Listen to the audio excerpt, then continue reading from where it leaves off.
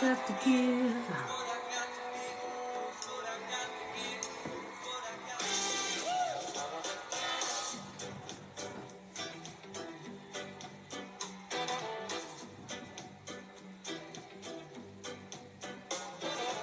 Courage is the triumph of the soul. I know where I wanna walk. I know where I wanna go. Come put your hand in mine. Everybody's welcome. Music is what God wants us to do. Sing a song for me, and I'll sing a song for you. We create a harmony.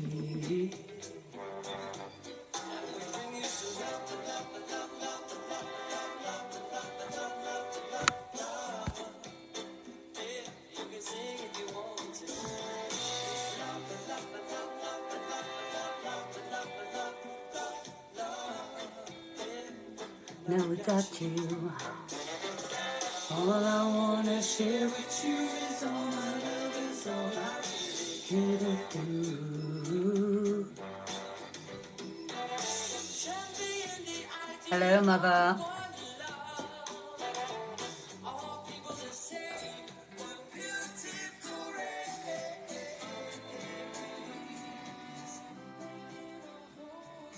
Hello and welcome everybody to another Triniview.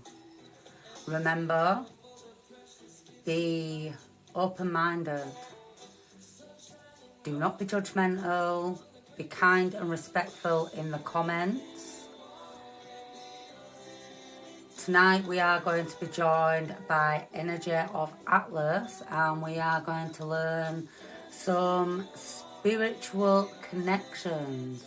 Not just on a Christian level, but I'm hoping we're going to get deep into all the good stuff. Some topics that come up may be controversial to some, but just try and remember that this is about gaining perspective, learning a perspective outside of your own little bubble of reality. Who knows, you might learn something. We're just waiting for Atlas to join us now.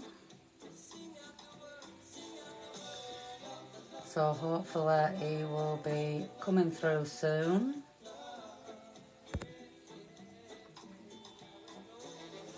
Hi Gail. I hope you're all having a fabulous week full of love, peace and joy.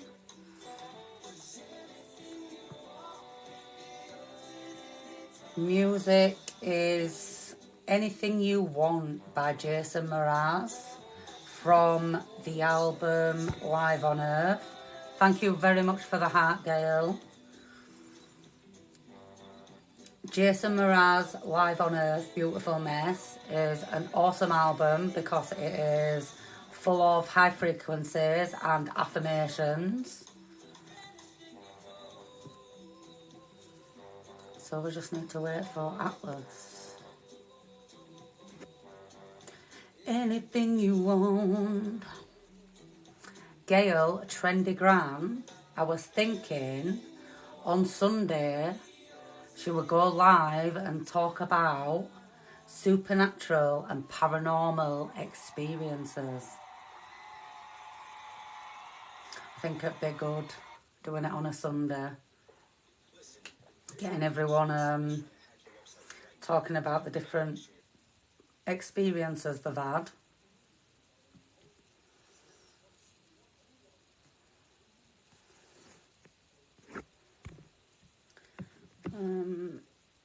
Two seconds.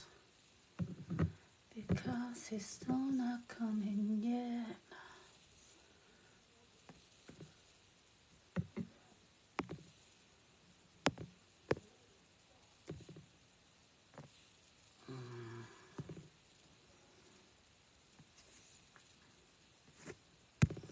Thank you for all the gifts. You only need the one. I'm hoping there's going to be a few people calling in wanting to share the experiences. I've got loads, mate. So I don't mind talking and keeping everyone busy. I know Mum's had experiences.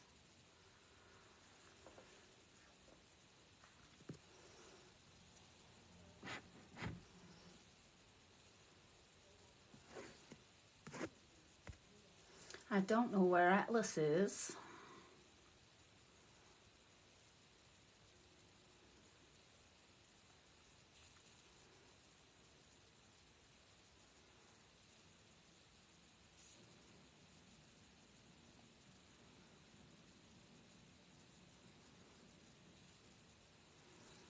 Well, if you can't make it, I can,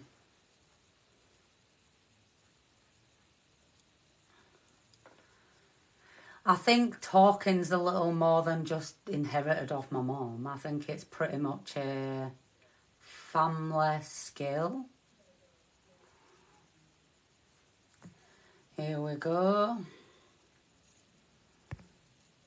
Are you going live, Atlas, or are you just coming on as a guest?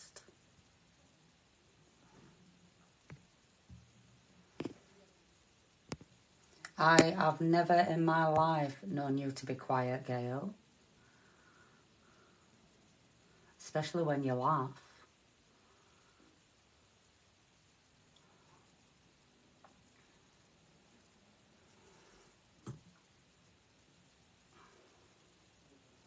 I mean, people could have never met me before and they hear me talk and they'd be like, "Are you Dawn's daughter?" And I'm like, "Yeah."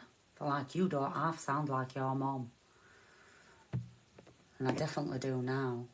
Because my voice is getting deeper and deeper and deeper. Oh, I definitely do. I mean, you are a bit quieter than my mum, but it's not like you're quiet. Like, I don't think anyone in my family is quiet, are they? I don't know, Shawnee might be a bit on the quiet side. Georgia's definitely not. Gemma might be a bit quiet. But most of the people in our family are just gobs on leg. Like, must be the Irish in us.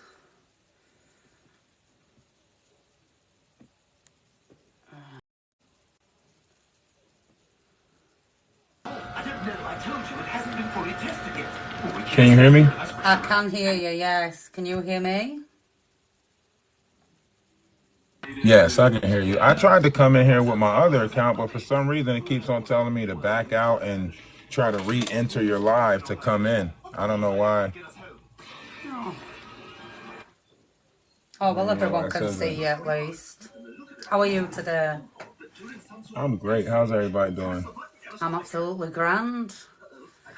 Got a few people in. We've got my mum in, my aunt here, so they've been looking forward to getting into this interview. Okay. I've got them both watching you now. I think they're both on your team. Oh, that's good. That's good. The more the merrier. You know, it's a we thing. Definitely. In order for us to actually shift this plane of existence, it's going to take a multitude. So everybody has to be within their intelligent mind. Everybody has to be in their collective mind, universal mind, because we're under galactic time now. So, do you know, it's funny because in your live earlier when I noticed 2024 in back, I was like, no way, that's when I worked out tribulation ends. yeah. Even if you go to the seven vows or the seven breaks, however you want to look at it, you still come right back to these same correlations of events. For anyone that doesn't know, this is Energy of Atlas. I would class him as a spiritual teacher, spiritual educator. But unlike most people on this app, he's not charging you to teach you. But if anyone does want to donate to the tip jar, you just need to go to the Cash App, or you can nick to the link in his bio, scroll down to Cash App and just donate there. There's also a GoFundMe if you're not able to donate on Cash App like me. I'm not sure if Cash App's available in UK because it won't even let me log on.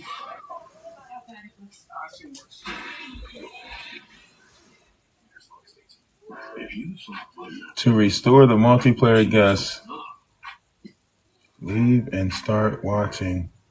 What?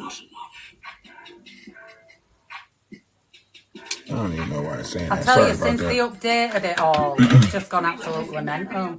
It's hard to do anything that I used to do.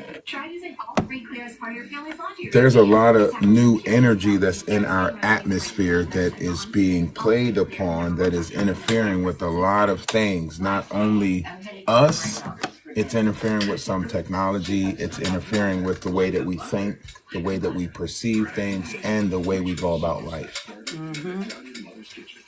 My husband was saying the other week that the higher our vibration rises on a global scale, at some point, electronics are just going to short out because it's not going to be able to cope with the energy that we're producing. Well, new technology will be provided to us as far as the Ethernet goes. I don't know if they'll change the name of it or anything, but they always have been utilizing this energy that is around us, that's coming off of us. When we think about these power lines that are running, we think that the power lines are pushing out energy, right? What if the power lines are actually pulling in energy, and that's the electric that they're selling us?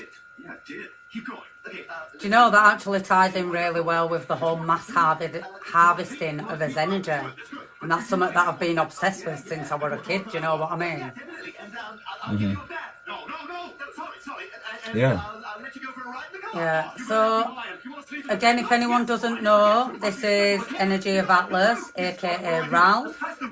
He teaches about all the different messages within spirituality, but he has different levels of understanding to teach people. So if you're not like me that's read up on all these different things, and you're not like, if you're just like a beginner in it all, he's got ways of describing it to you in Harry Potter, in Lord of the Rings, Star Wars. So he's always, if you can't figure it out, he's got some way of being able to explain it to you, which is absolutely brilliant.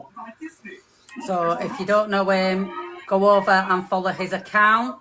And if anyone can, you can just make a donation at Gang for Life. Now, it's not what you think. Do you want to tell them what it stands for? Sure. G4NG is actually a nonprofit organization that I put together. It stands for Guidance for Next Generation for Life. I feel like we all need to be mothers to the world. We all need to be fathers to the world, and we all need to be better humanes. However you want to look at it, whatever title you give yourself, one thing you have to ultimately realize is that you are sharing a human experience. You yourself is a multi-dimensional being, but you just happen to be sharing a human experience with all of us, and we're all perceiving this experience differently. Yeah, definitely. So I like to explain it as your sight, sound, taste, touch is just a way of your body in this earthly form interpreting frequencies.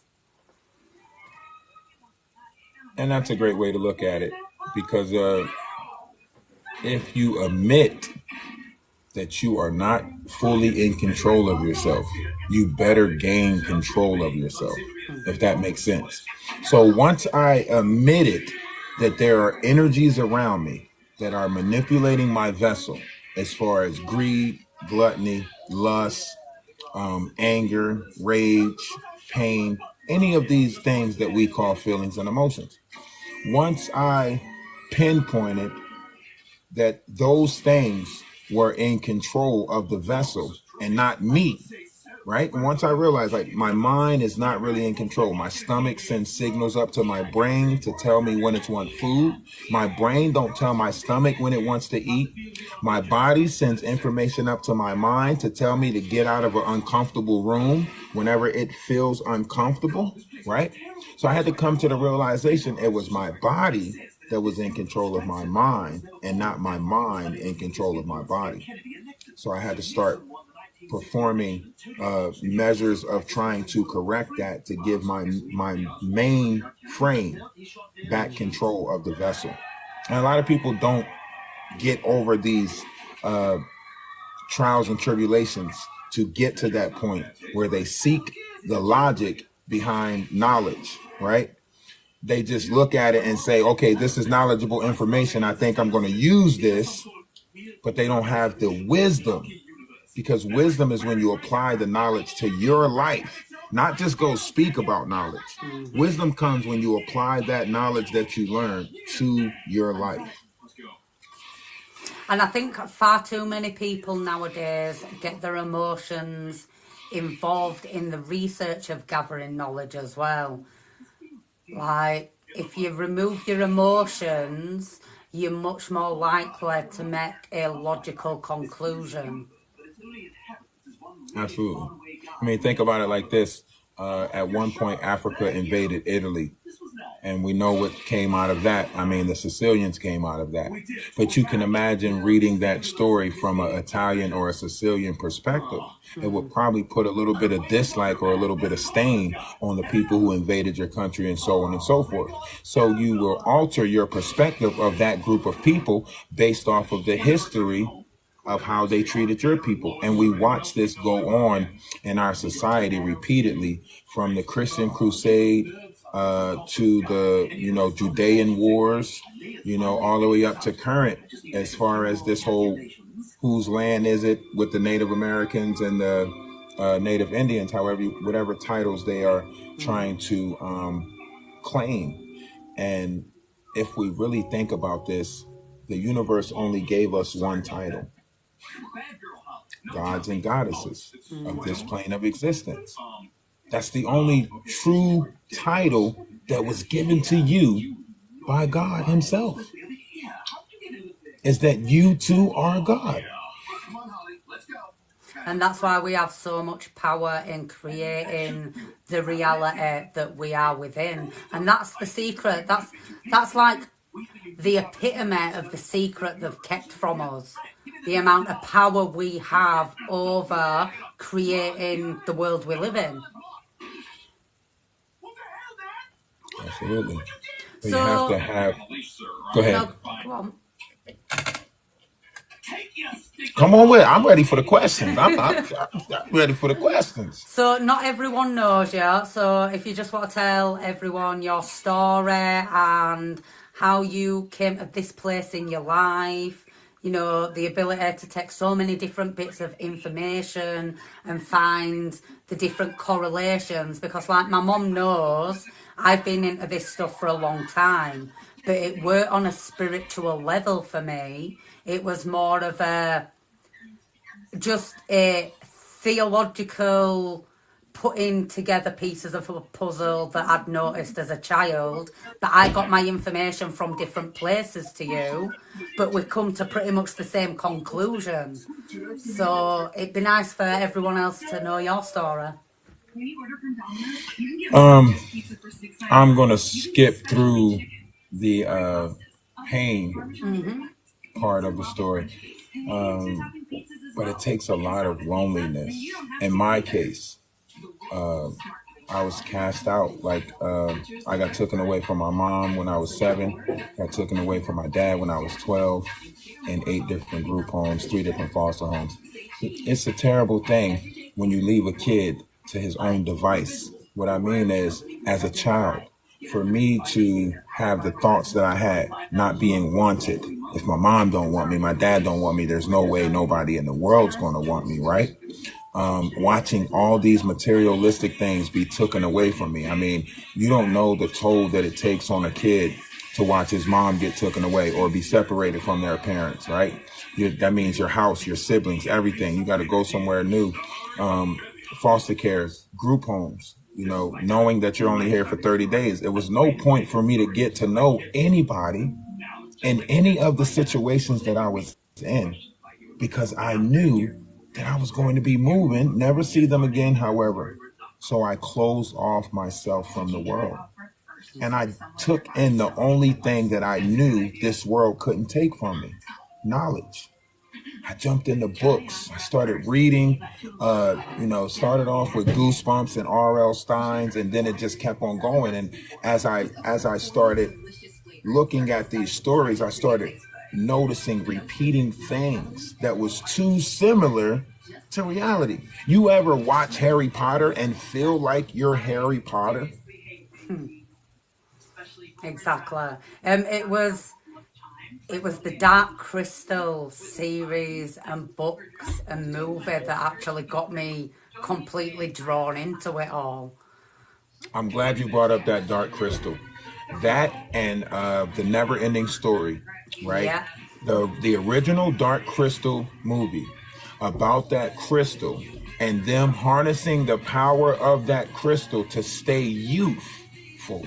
They was harnessing the power of that crystal to stay youthful, but something took place and someone was born, and that power was inherited to that person after that person reached a certain age, and they had to find the person that inherited the power of the crystal so they can unalive that person to give the crystal back the power so they can finish absorbing the power from the crystal and stay youthful. I never thought of the shard as being Jen himself. Like, I'm glad you give me that perspective, because the funny thing is, the crystal was called the crystal of truth, and what has been shattered, it's the truth. So yeah, and that was made before I was even born, but like I was obsessed with it to the point I had to watch it every day as a child. And I didn't know why I was obsessed with it, but that was Me sort of neither. like the first piece of the puzzle I ever found. And then I just become a weirdo that were collecting puzzle pieces. It weren't until I got a bit older that I'm like, oh my God, these pieces actually fit together. I'm going to make a picture out of this. My great revelation came with He-Man, Superman. I kept on thinking, why do they keep remaking the same Superman movies? If you ever watch Superman with Kal-El, they literally remake the same storyline and just keep it up to date for the new time. They almost don't change nothing from the storyline. They just remake it, give you new characters for a new time, for a new generation. Yeah. Superman has been telling the same story, that there's one being, one person in humanity that will save us all. That's what Superman's telling that story. The Bible's telling you that same story. Even if you look at the story of Lot, the angels told Abraham, if there's one person that's good, we will not destroy the whole thing. One. All it takes is one of us to be of righteousness. And that one person unknowingly protects us all. And there's someone down here now that is protecting us all. And we don't know it. We're not supposed to know that person. You'll recognize that person through the characters of their actions, through the love that they show you, through the unity, right? When someone comes with a great amount of unity, it will cause division. That's what Christ said. I come to divide because of the level of unity that I come to teach. It will divide you. That is true. I don't think a lot of people, even today with how many people are actually becoming aware with it, I don't think many people can stand in the presence of truth without being offended by that truth. Well, the only way you can stand in the presence of that truth if you accept your darkness. Take your darkness with you in that truth. See, I stand with my bald head, right? I stand with my messed up teeth, right? I stand by myself unequivocally in my truth. All my wrongs, I stand by them, right? All my rights, I stand by them. If I am lustful, I stand by that. As long as I am in control of my levels of lust, then I can stand by it, right? If I'm in control of my levels of greed, then I can stand by it. The problem that makes us not being able to stand in our truth is someone already gave you a pre-notion of what was right or wrong. If it wasn't for that pre-notion of what was right or wrong, everything would just be. I was actually telling my elderly neighbour this today, that I always, as a child, I felt like there were a monster within me that I had to keep locked away. And it wasn't until I reached the age of 33 that that monster just became a part of me, rather than me suppressing the rage, because that rage is valid. There were a reason I was getting angry at the fact that so many people were passing away due to starvation and there was so much injustice. So by rights, I should be able to express the rage about it. But I suppressed it and I kept her locked up because I was scared and, well, basically made to feel like any time that monster came out, it were a bad thing. I'm just lucky I had a person like my mum, really, that that taught me that it doesn't matter what the world is saying, just be who you are. Absolutely. A lot of us don't have those personas in our realities. If we are being honest about different energies in different vessels, everybody's not for everybody. No. Some people through a long line of reincarnations have always been keeping you down. It's literally a repeating play. That's all you're watching right now is a repeated play that we have been continuing on this plane of existence. Who can figure out the secret of life? Who can figure out the tree of life? Who's going to find the fountain of youth? The book of Revelations 2:17, and you know me, I don't really go by the biblical text, but because we are in a Christian-based society, I have to point you to a reference that you can best correlate. And if not, you can at least go read it, right? Because everybody's got this book in their house, so therefore you can at least go read it. But the book of Revelations 2, roughly around 2:15 or 2:17, it tells you that he who rises above, right? But if you go back to the Sam Smith Bible, it says, he who rises above the carnal nature will be given the secret of the manna in the desert, and he will be given a white stone with a name on it only known to him. Now, if you take this understanding of life that I have been given, then this all starts inside of you. Nothing is outside of you. So any gift, if you are going to be given the secret of the manna that was given in the desert, there's nobody on the physical plane that is going to come to you and say, here, eat this. This is something that is going to take place inside your vessel. And you'll know it when you know it. It's the same thing with Peter. It can happen in a blink of an eye. You could just look up at the sun and everything will rush to you. I remember when it happened to me.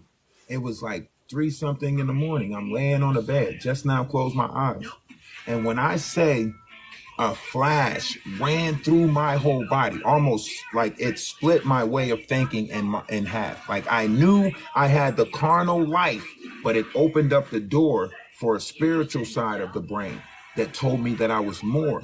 And all of this information and knowledge flooded in my head. I didn't have no one around me. I jumped up and went to go talk to people that was in the house that I was in. And they just looked at me as if I was like, I figured out what was, I was looking at them and I was like, I figured out what the fountain of youth is. I figured out what Alexander the Great and all these explorers were searching for. It was right there in front of them the whole time. It was the vessel. It was the body. It was right there. Needless to say, when people don't understand you, they rather chalk you off as something, give you a title and put you in a nice little category. So that's how all this works. People fear the unknown. But I always say this, there's a reason, I'm not Christian, but there's a reason, there's a Bible says, ask and thou shalt receive. Because if you ask and you ponder for long enough, that answer's just going to come to you. It might not be that day, it could be years later. But eventually that answer is going to come to you. And it, like you said, it just comes out of nowhere. And has anyone else around you experienced the static energy that comes off you when you get in those moments of excitement? People have always been able to read and feel my energy because some of us have massive amount of energy and we try to conceal it because we are givers. So therefore, I know that I'm supposed to be giving out this energy. The problem is when people feel this energy, they either come against it, transgress anger against it, or try to make it seem like you think you're better. So it's hard to walk around in a sinful world with this amount of energy because everybody's going to try to make you do something negative so they can quit. Like, oh, where's that positive at? If you tell somebody you're a Christian, they wait for you to do something outside of Christ so they can say, that's not very Christ-like of you, right? So everybody's playing this game of tearing the next person down so they can make themselves look better. Yeah, definitely. Trey likes to call it, people like us are literally repellents because that energy is so high, it's like a magnet. So because that's on the negative side and we're on the positive side, it's literally like they're trying to change to that positive side, and when they do, it sort of repels them. They can't cope with the truth. Like I said, a lot of people cannot handle the truth. Well, they have, and when I say they, I'm roughly talking about negative energy. They have manipulated the mind so you think opposites attract. So we accept them more now because of the way that they have indoctrinated our mental. We think that we are more attracted to the opposite than we are than with people that are of the same positive energy as us. So we are stretched thin. If you are a positive person, you probably have 10 negative people around you feeding off of you. If you're a positive being, you probably have 15 people around you. A lot of people probably got pieces of your power and they're pulling off of it. You can tell by messenger or some of your friends, they'll contact you out the blue. That's when they need a recharge of that energy that you have. Yeah. They try to act like they don't know it, but somewhere their vessel is being operated by energy that pushes them to you because they have always been the same energy that's been governing you. It is the Judas of all. If I am a reflection of you and you are a reflection of me, then I'm the only thing that's inside of me that will challenge or tempt me is the Judas of me. And once that energy manifests within inside the vessel, it lets off pheromones, hormones, however you want to call it, and it draws those who feed on that energy to you. You ever watch Predators and Prey? Yeah. When someone is preying on you, they are observing you so they can see if you are that right prey. Make sure you're a lonely person. Make sure you're depressed. Make sure you don't have that many people around you so they can narcissistically treat you, right? That's someone who's preying on you. Listen to the word that I use. Preying on you. You send your prayers. No one has to say anything out loud when you're praying because the universe is inside of you. So I should never have to give my prayers outside of me. Why do they make you give your prayers outside of you? So they can know how to pray on you. That makes a lot of sense. Do you know, that's another thing that you have taught me, just certain, like, I literally refuse to say the words good morning to people now. Like, and everyone's like, why? And I'm like, because I'm not in mourning.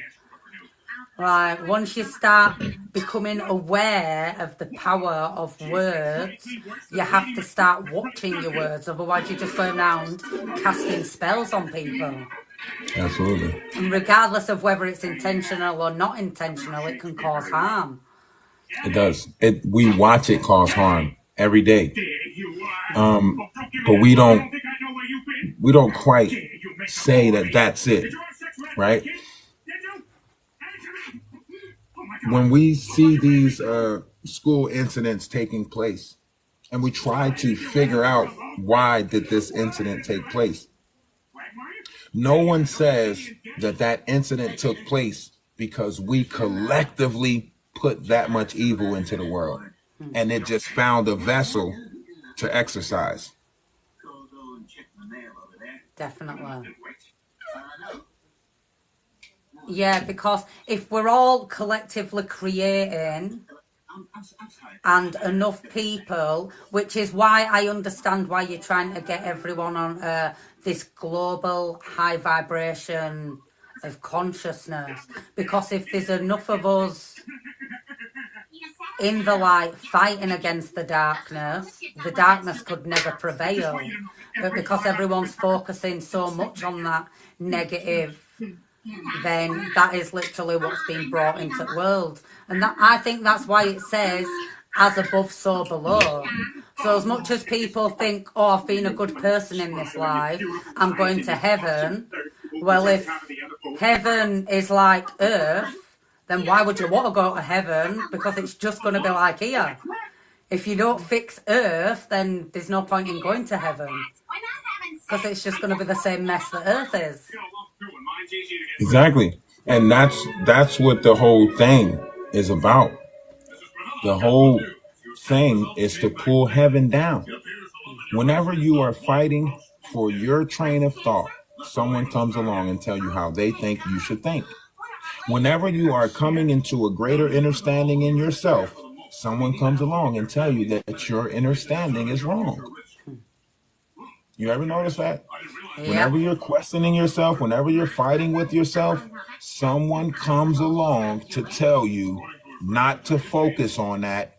Focus on the reality that we created for you.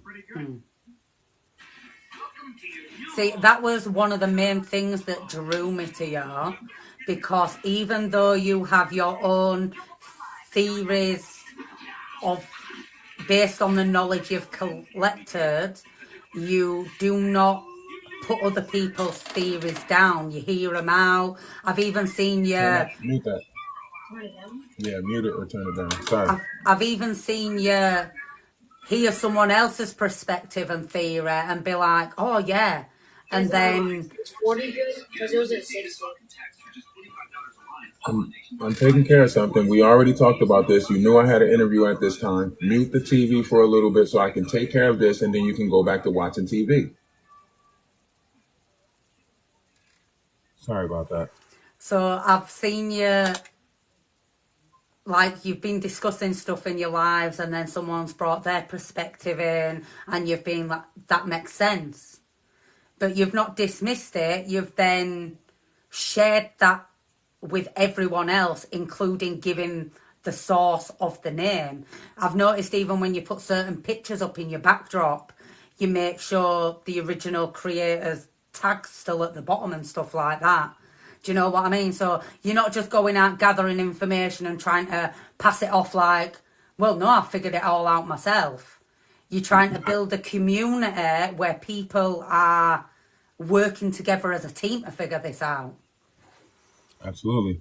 Because we all have been given pieces of a pie. And the only way we can put the whole thing together is if everybody put their slice back on the table.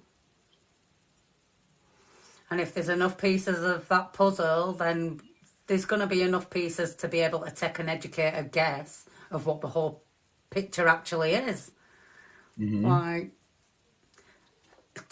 one thing I have noticed going through TikTok is it is people. Now I don't like using racial terms because I don't like to comply to race, but just for the sake of understanding for you and the audience, people that are considered black are the main people that are really gathering together and trying to talk about this.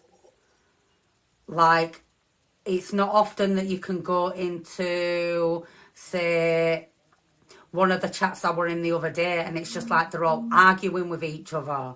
But then I've gone into other chats of, people that we consider black, and they're actually having adult discussions and sharing the perspectives with each other. Do you think that's because, like you said, that you need a lot of pain to be able to come to a certain point? And because these people have gone through so much pain, they're able to get to that point before people that haven't gone through the pain. You answered that question. I don't even have to. I don't think I even need to add anything to that. You notice certain other people who are in poverty stricken areas coming to that same conclusion that something has to give. The only difference is we are built to survive. Yeah. So we will find a way. Life will prevail throughout anything that we go through. Life will prevail. We always find a way. But just like you said, it's the pain, it's the hurt. Enough is enough. Stop kicking me while I'm down, right? It's not even about succumbing to something or giving someone power, right? We decide to give up the land because the land's not important. The people is important. You learn that from the movie Thor, right? The people didn't make up, the land didn't make up Asgard. The people made up Asgard. And as long as there was an Asgardian, there'll always be an Asgard. That's the same thing with us. As long as there is a positive being, there will always be a kingdom of heaven. Yeah. And who would you say are the most influential people throughout your experience? Or if you don't have particular influential people, what have been the most influential experiences for you?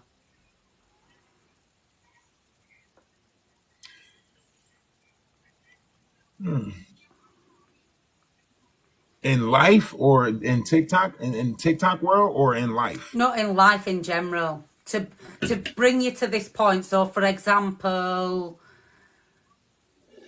obviously, for To me, be, like the if Dark this Crystal is was an influential moment for me. Like, and my mum okay, has been a very influential person. this is going to sound, a lot of people played crucial roles in my development, right? I'm going to have to give credit to my baby mom, right? And the reason why I give credit to her is because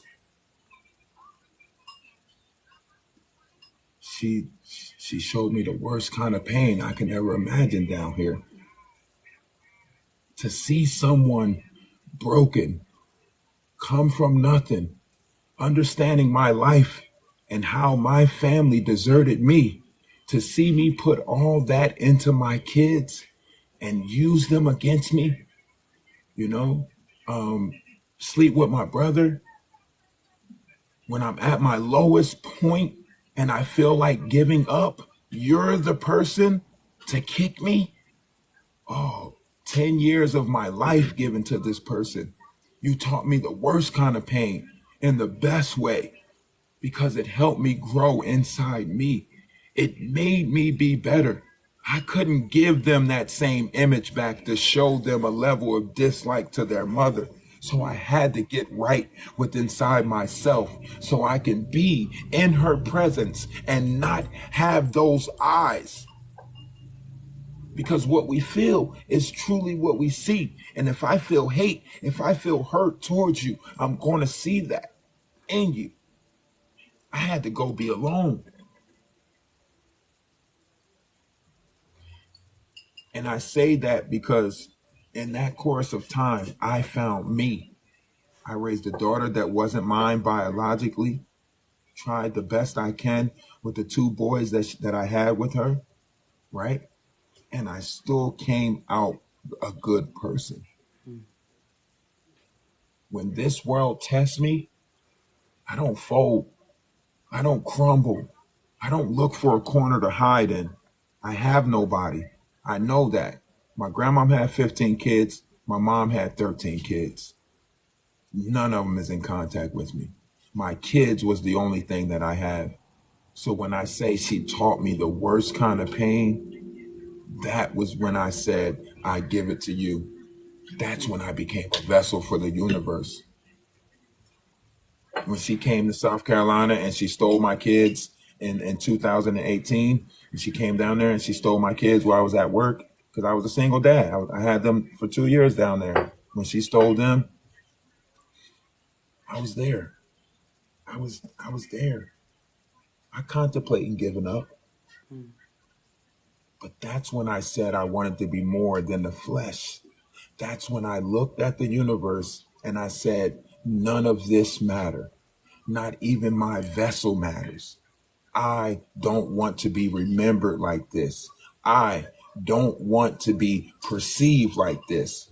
And I'm tired of everyone else painting me out to be the character that they wanted me to be instead of allowing me to be the person that I am.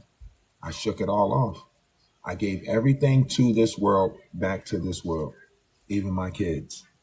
I gave them a decision to make at 13 and 14. They chose to take their mom's side. I still send them money, but I have no contact with them. You know why? Because the vibrational frequency, if it doesn't match, it doesn't match. And it doesn't matter who comes into my existence. If the vibrational frequency doesn't match, you're not ready. I can't force you to be in an intelligent mind. I can't force you to want to do better. I can't force you to learn from your mistakes. Some of y'all are still repeating the same mistakes over and over and over, and all you keep on doing is justifying your bullshit. This person made me do it. That person made me do it. If they didn't do this, I wouldn't have do that. Do you know, I think that is one of the most beautiful things in the world is that the most beautiful humans I have spoken to, by all rights, should be absolute monsters for what they've been through, for what they've had to suffer. They would, in my mind, including myself, including my mom, including a lot of people I know personally, that are amazing people that go out of their way to show love, are people that have been crushed to the bottom of the barrel and they still climbed out and tried to show people love. And I think it's beautiful that people can still do that. People can go through the worst and still, no matter what, they're showing people love. Because I don't never want nobody to have to go through those fits of thoughts that I went through. I don't want nobody to have to sit at a window and look out that window and think everybody that's walking by is your parent. I sat in group homes, staring at windows, hoping, praying for a visit. You know what it's like to be around a bunch of people that's getting mail and you're not getting any mail? You know what it's like to watch people go use a phone? You don't have nobody to call. Somebody give you a phone list and say, here, you're allowed to have 10 numbers on this list. And you don't even have one number to put on it. 8 billion people in this world. And I didn't have one number to put on those lists in the group homes. I live life with no emergency contact. I am my own emergency. I have to save me every time. No one else. It wasn't a dad that reached back out to me. And my mom her energy has been transferred back into the heavens, so I know she's with me. But on this physical existence, how many of us check on each other? Life becomes too busy for you to check on people. I notice how you still do, though. I've noticed how you go out of your way. Like, even because I've only got a tiny account, but you make sure you go out of your way to like my videos, and you know, I come into your chats and you always make sure you greet me, tell everyone else to hit me up. You're always willing to give so much love. Like, you literally want the world to have everything that you didn't have. Do you know what I mean? And I think that's why no matter how low I get, I can always see a light at the end of the tunnel, because I can see people going through horrible stuff, and I can still see that brightness, that gold shining through those terrible dark clouds, and there's no stopping it. That light is shining through so bright, those clouds can't stop it. Do you know what I mean? And it's beautiful to be able to see that there is other people out there like that, because I was getting to the point that I was convinced that there was, apart from the few people I knew, that there was no one else out there like that, that wanted unity, that wanted to share love, that wanted the collective community to basically get a grip of themselves and start thinking about saving the planet and each other instead of competing to consume. Absolutely. That's the, and it's sad because some people who are evil at heart, they got some of the best things in this world. They got the best people around them and don't even know it, right? And they're just using people, going around using people, right? And then some of us that have hearts of gold, we can't even get a chance in this world. We don't even get a chance in this world. This world eats us up and make us become negative. You know how many people, I've been managers at jobs before, and people would tell me, hey, if they not listening to you, don't do the job for them. Tell them about their self. Give them a piece of your mind. I would never do it. I'd just be like, listen, if you don't want to do your job, slide aside. I'll do it. I'll take care of it. People be like, hey, they're taking advantage of you. No, they're not. Because I'm not going to waste my energy telling someone else about their self when they already know about their self. No one goes around and have to remind a snake that they're a snake. A snake knows it's a snake.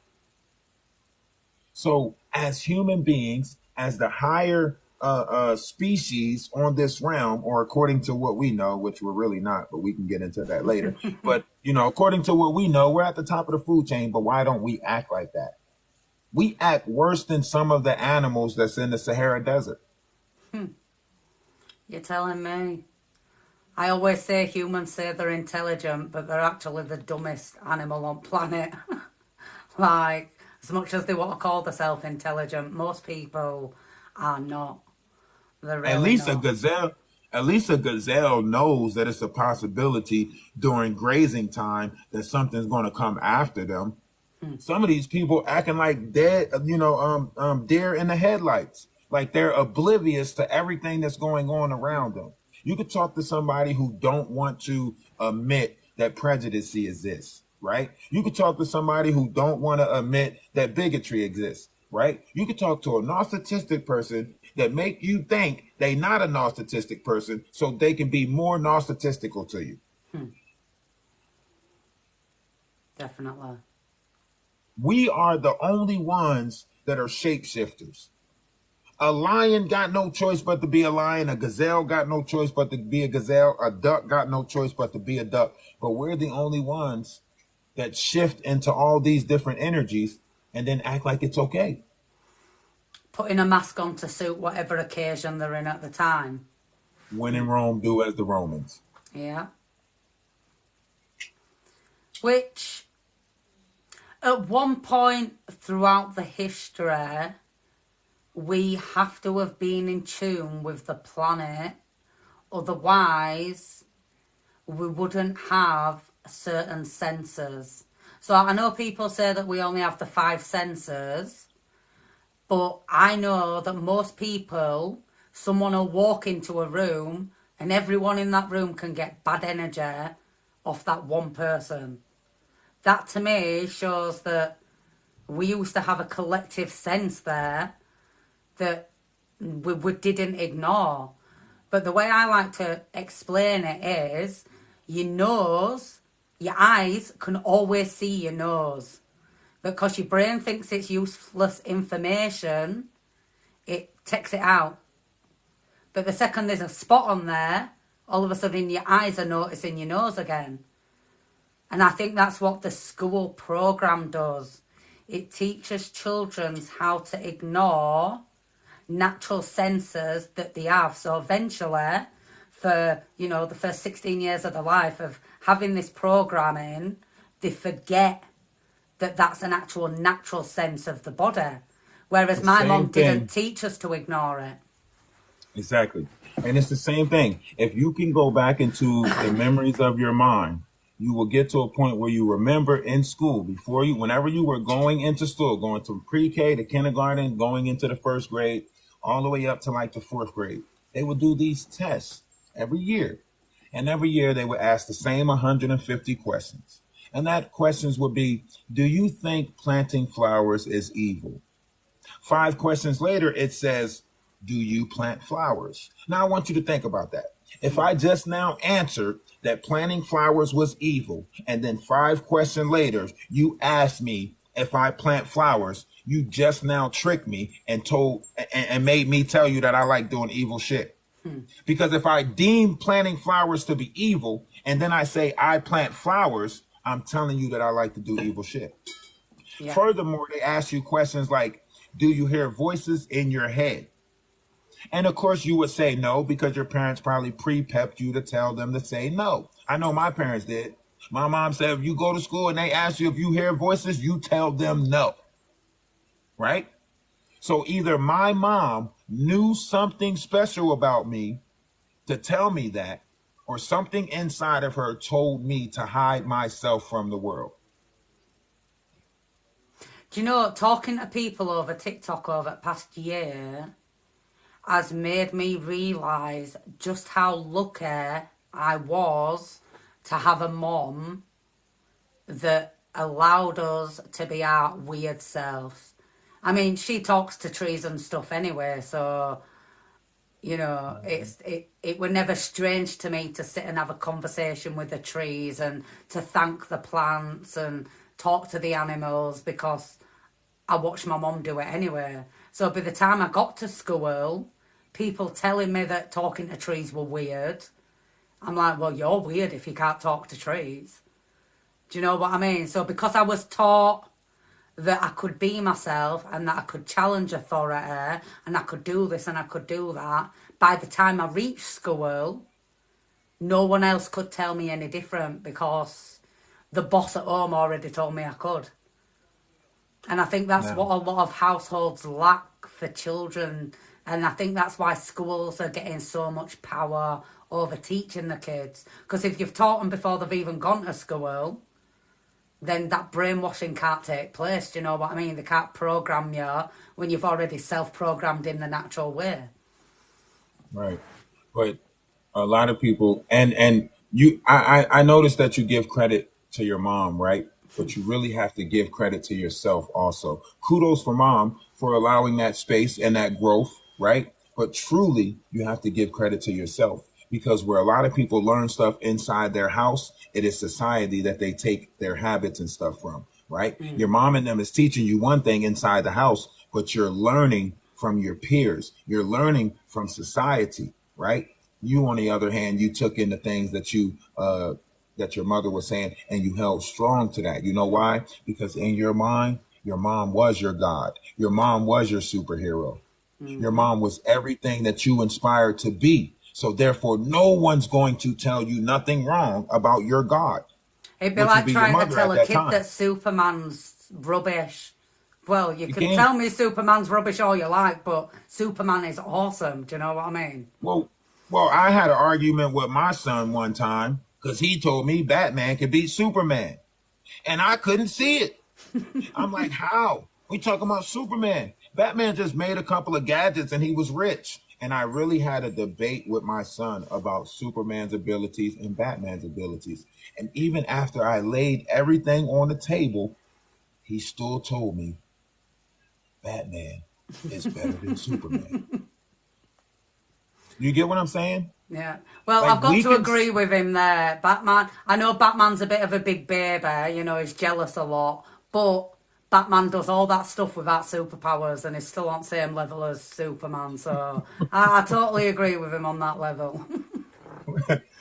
See, now you about to have me sit here and argue with you about Batman and Superman, right? It's all right because I have same argument with Trey all the time.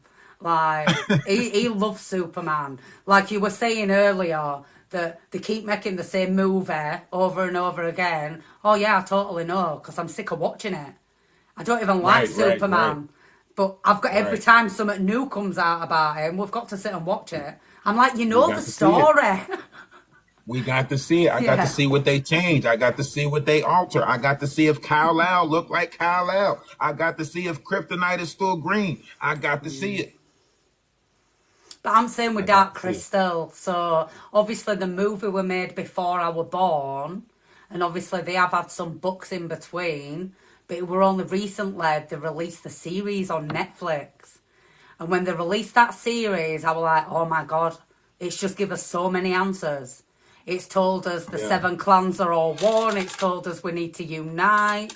Like, it just gave us so much information. I'm like, people need to watch this.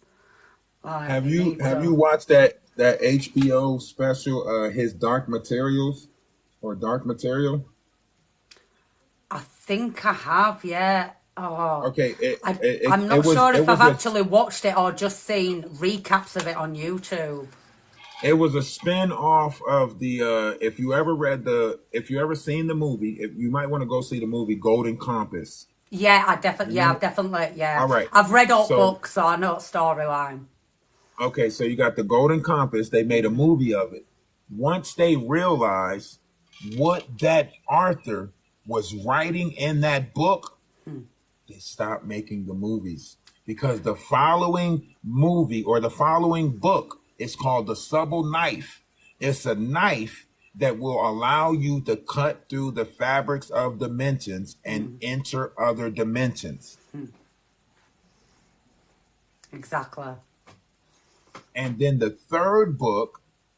was the third book was the her father presented a challenge to the god. He gathered all of these beings from different dimensions, and then they build and they went to war with the current god. Come to find out, the current god wasn't the real god because the current god was asleep. And the real God was asleep, and the current God was shaping the world how he wanted it to be based off of his perspective, while the real God, the real controller, was dormant. And that's the same thing that we're experiencing right now with this return of this universal energy. This is the return of that energy of God. I think when I read that book, I remember thinking to myself, oh my God, that God is like the Wizard of Oz. The wizard behind the curtain that you think is this great wizard and is just a man pretending to be a great man and is not really the great wizard that he says he is. I remember thinking that when I read it, I'm like, it's the wizard Same behind the storyline. curtain. Yeah. But they did the same thing with Dark Crystal. They put Absolutely. that Same first storyline. series on, and I think they realised how many people would watch it and be like, oh my God, this is a true story. And then they just cancelled the production Mhm. of the second series because it were about how to unify Yeah. to put back together the crystal of truth and stop the mass harvest of energy. So I'll move And on to these are repeating. This is why they Dark Crystal. I think Dark Crystal came out in like '64, I if can't. I'm not I mistaken. just Right, know Dark it Crystal was came out. way before I was born. I was one of Yeah, them I think weird Dark kids Crystal that came were out into '64. creepy stuff. So I liked watching Hellraiser and I'm talking 6, 7 years old, and I'm watching these adult scary movies. But to me, they weren't scary. Like to me, Pinhead wasn't evil. He was getting rid of evil because these people that he was doing these stuff to were evil people. So I never saw it as a scary monster. I saw it as an angel of justice. Do you know what I mean? But I never like even like that whole Pandora's box thing. I think everyone that like twisted fate, all of them got what they were putting out. Like they all like it was like evil begotten evil, like you just said. Like these were already wicked people that tried to, because if you give me a box and you say, hey, don't open this can cause the destruction of the whole world. There's no way I'm gonna push that. Right? So everyone who opened up Pandora's box was willing to take a risk that wasn't their own, because you're not just risking yourself, you're risking everybody, right? And then when you really find out what Pandora's box is, you'll be amazed how deep that story actually goes. I don't think I've ever caught your lives when you're talking about Pandora's box. So we'll save that for a bit later on and we can go into detail about that. So what would you say are, at this point in time, because I know that things shift and change the more you learn about yourself and the world, but at the moment in time, what would you say are your core morals and values? You know what? I've been practicing not thinking about myself for so long. I can't really answer that question because I've been focused on just being a reflection of something better. All I focus on is trying to be better than the person that I was yesterday, but only half as the person that I'm going to be tomorrow. And that's all I focus on. I can't tell you what I'm inspiring to be, because that will put me in a unknown territory. Right now, all we have is this moment, this present, and that's a gift. Definitely, definitely. So is it safe to say your core value is self-evolution? Yes. Mind, body and And soul. I, on a collective scale, though, like I already aligned myself up properly. I know my ups, I know my downs, I know my dislikes, and I struggle with things in this physical world, because when you're of the spirit, of course, all things physical will come against you. But in retrospect, like if we can't be better collectively, then I don't want it. I don't want it just to be about African people. I don't want it just to be about carbonated people. I want it to be about all people. If we can't see that, then we're failing anyway, because someone else is going to judge us from this moment in time. If we continue the friction and the fighting, our future generations are going to judge us.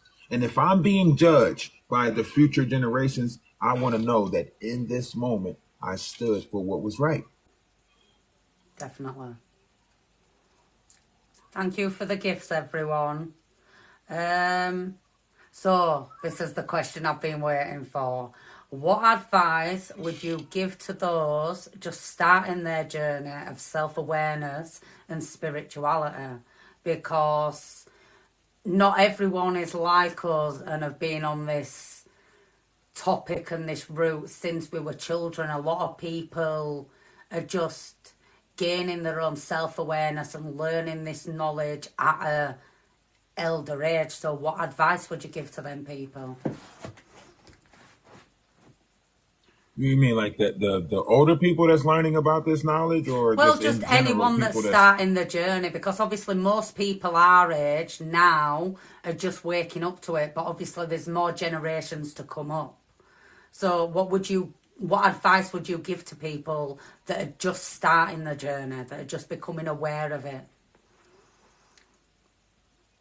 listen to yourself? A lot of the studies that I have dug into, people told me not to do it. People told me it was blasphemous. People told me it was demonic. People told me not to look into crystals. People told me not to dig into energies. People told me not to study certain books. Right? You can't listen to people outside of yourself. You'll be more frustrated and at friction with yourself than anything if you keep on trying to move to someone else's tune. It goes back to that one sitcom that came on. I think it was different strokes. Now the world don't move to the beat of just one tune. I You don't know what I'm think I've talking about? seen that one. You got to check it out. You got to check it out. It's a I'll have to little have a look. different. Just look up different strokes. I think it's called look up different strokes theme music, and it's basically saying that we all move to the sound of a different beat. If listen, that is what makes music, right? Different instruments coming together to make music. You bring your flute, I'll bring my trumpet, and it'll be beautiful together. We stop allowing our musics to mix with each other. That's the sound of music. You are the sound of music. I am the sound of music. But if I don't know how to play my instrument to complement your instrument, then all we're doing is making noise. Definitely. Do you know, I've got a saying that I've been talking, because obviously I've been in this whole frequency since I were at school. So I used to say that this moment in time is nothing but a single note in a whole orchestra that's singing a whole symphony to a whole crowd, and this is just one single note from one single instrument. So, That's it. you know, I think that's why I like that song, Anything You Want, because it's like God, music is what God wants us to do. You sing a song for me and I'll sing a song for you. Do you know what I mean? Like certain, I guess your brain must do the same. You'll hear certain bits of information or certain song lyrics, and it's like it just grasps at your very being. And it's like it doesn't matter how much time passed by, that is a moment and a feeling that you will never forget. And you just keep hold of it. For example, you with Superman, me with Dark Crystal. I could recite that whole movie off by heart, but I don't think I've watched it in about 5 years. But I still know everything about it, every little detail. Do you know what I mean? Because it grasped at my soul so much. Well, that's how I felt about that first commercial of Tony the Tiger. Because the commercial comes on and it says, "Hey, Tony, I like the things you do. Hey, Tony, if I could, I would be you. You're the one and only tiger with the one and only taste.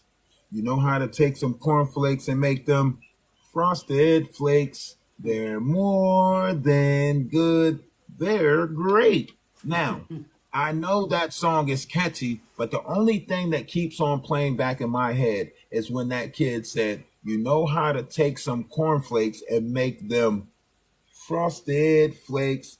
I said, so all Tony the Tiger did was take cornflakes and sprinkle sugar on them, and now everybody thinks they're great because they put it in a cute box. But it's just cornflakes. Definitely. And this was in 96 when this first commercial came out. 90, 94, 90, 95, something around that time. And I still remember that commercial. And it reminds me of how blind people could be in this world. It's right in front of you, and you still can't see it. The theme song for Family Matters, right?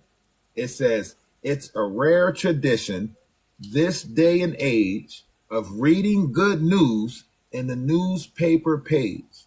Love and tradition of a grand design. Some people say it's even harder to find." Definitely. These It's are the theme songs that stuck in my head that reminds me of unity and love. it's amazing how much is in your face that people ignore, even on a subconscious level. So even though they're taking it in subconsciously, because of what the world says something should be, they'll ignore that part of the subconscious telling them, I know they keep telling you that pen's blue, but you know it's red, right? But you're like, yeah, but they're telling me it's blue. The collective says it's blue. But you're like, yeah, but you know it's red. We can see it's red. Do you know what I mean? I want you to think about this.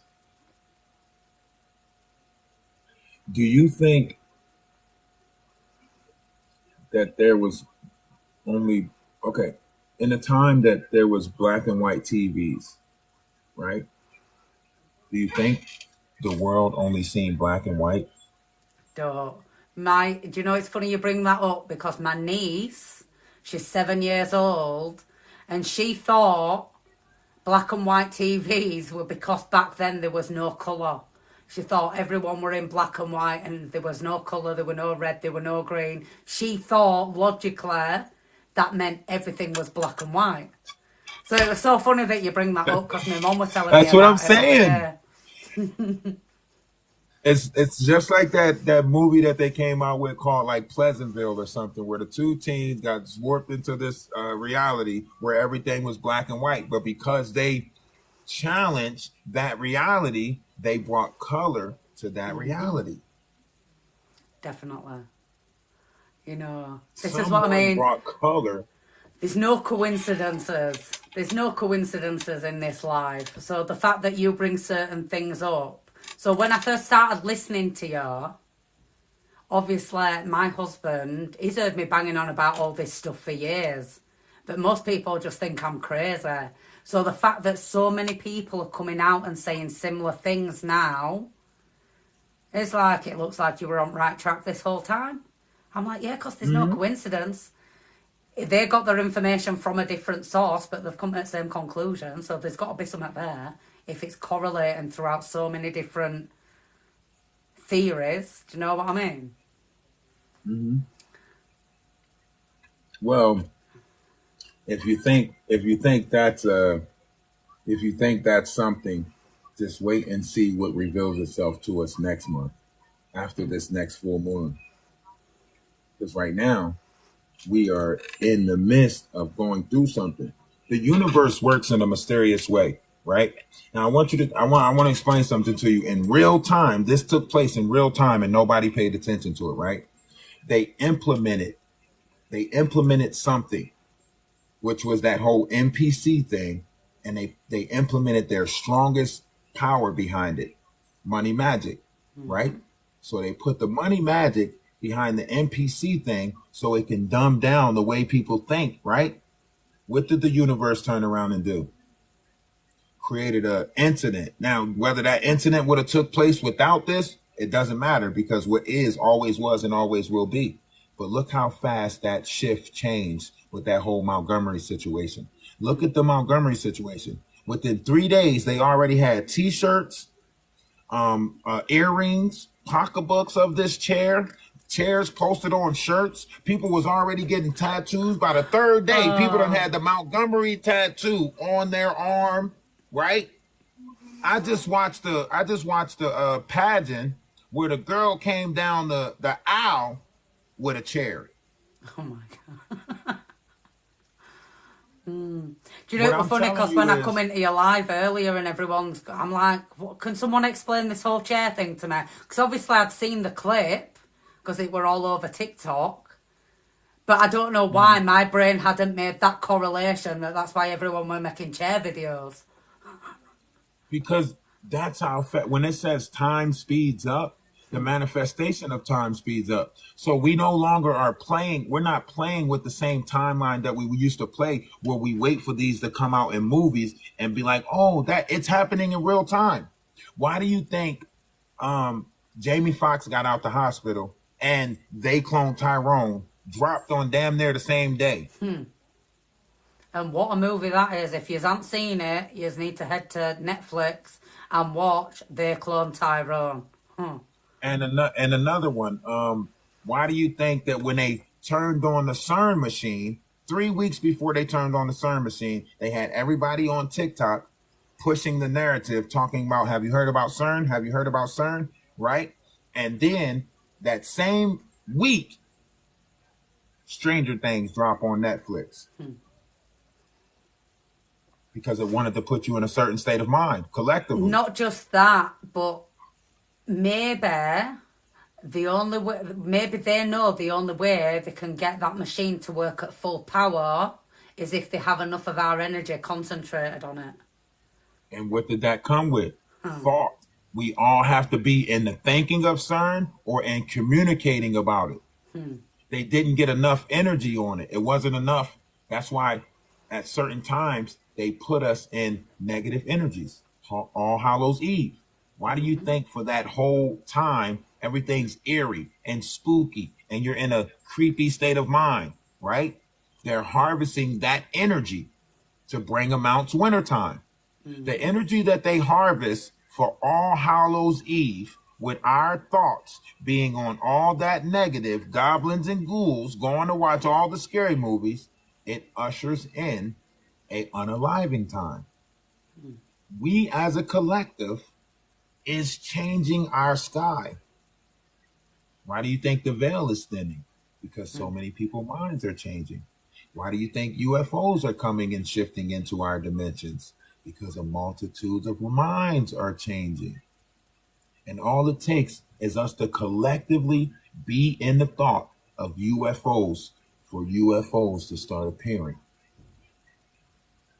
Collectively. Do you know, someone asked me the other day if I'm a flat earther or a globe earther. And I said to him, whatever you think it is, that's what it is. If you have enough of the collective saying it's a flat earth, then We're you're going to go back create to a flat earth. earth. If you've got Yeah, enough people saying it's a globe earth, then it's creating that globe earth. exactly. The same thing with Hollow Earth. Why do you think they shunned Admiral Byrd when he came out with that? No, we can't put this out there. Admiral Byrd wasn't the only one that came out with it. John Quincy also came out with a Hollow Earth theory. His Hollow Earth theory was manipulated with the Simpsons. When Homer fell through the manhole and he said, "Oh, mole people, oh, dinosaurs," you know.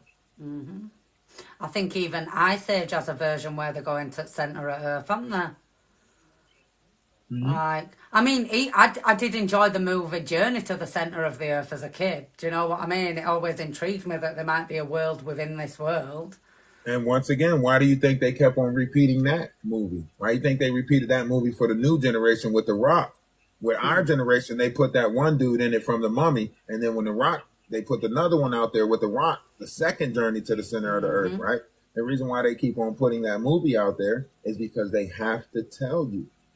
Now, think about this. If the universe, if there's things in the universe, they are picking up our radio signals and our television shows. So according to the aliens, they are telling us everything that we are supposed to know if you was to watch TV. If you watch TV and you're not from this planet, you would think that they told us everything that we were supposed to know. And then you get down here and you're like, why they acting like they don't know this stuff? Yeah. Because what they told us wasn't based off of the true reality. They sold us a false reality, and then we bought into a false reality, and they sold us the real reality in sci-fi movies and stuff like that. We weren't paid for it. We didn't know why we were so intrigued with X-Men. We didn't know why Star Trek was so intriguing to us. I kept on trying to figure out when I was young, why do so many people watch Star Trek? Because, and this was when I was a kid. It wasn't until I got older that I was like, this is pulling on me to watch it. The Greek mythology, Roman mythology, that's a lore. They're telling you about it. They're telling you what operates your vessel. Poseidon operates the blood inside your vessel. Zeus operates the mind of the vessel, which is the air, right? That's why whenever you get lightheaded, you get lightheaded. That's the air that's in this little bubble that we call a head. It's not the same blood that's in our body, right? Well, you just think of it as the electric signals going between your neurons and you'd see lightning bolts of Zeus. Do you know what I mean? Exactly. No one wants to put those correlations. If I send a signal from my brain down to my body, that is literally a lightning bolt going from my brain to my earth. So no, but nobody wants to take that deeper notion. Everybody's afraid it's too deep. That's too deep. You're looking at things too deep. Reading I've into been it hearing too that my whole much. life. I've been hearing that my whole life. I just gave myself a new title. I am a hyper analyst. I hyper analyze everything. Well, when people ask me what's my religion, I'm a theorist. I don't even give them that title. Theorize everything. Like there's a Yes. multitude of possibilities. Until you I can don't prove it with your own observation, it can't be a fact. Yeah, don't come to me because I'm questioning everything. If you tell me the sky blue, I'm questioning it. How do we know we're seeing the same colour when we say blue? We might be Right. calling it blue, but you might see red where I'm seeing blue. And what if somebody told you that blue was red and red was blue? Then the sky is red to you. Because you don't know that you're seeing the same perception as someone else. So you might be looking at that blue sky, but when someone else looks at it, they might see the colour red when you're seeing the colour red. So to them, the sky is blue, but within their perception, blue is red. So you just Mhm. never know, and that's why I like to hear people's perspectives. That's why I wanted to do this whole Triniview, because I want to hear as many perspectives as possible. But I I find think it's that on great. this app, a lot of people, even though they say they want to have discussions, it always turns into an argument. Like, people just don't want to hear each other's perspectives. They say they do, but then they're just at each other's throat because they disagree. But a little sideline question here for you.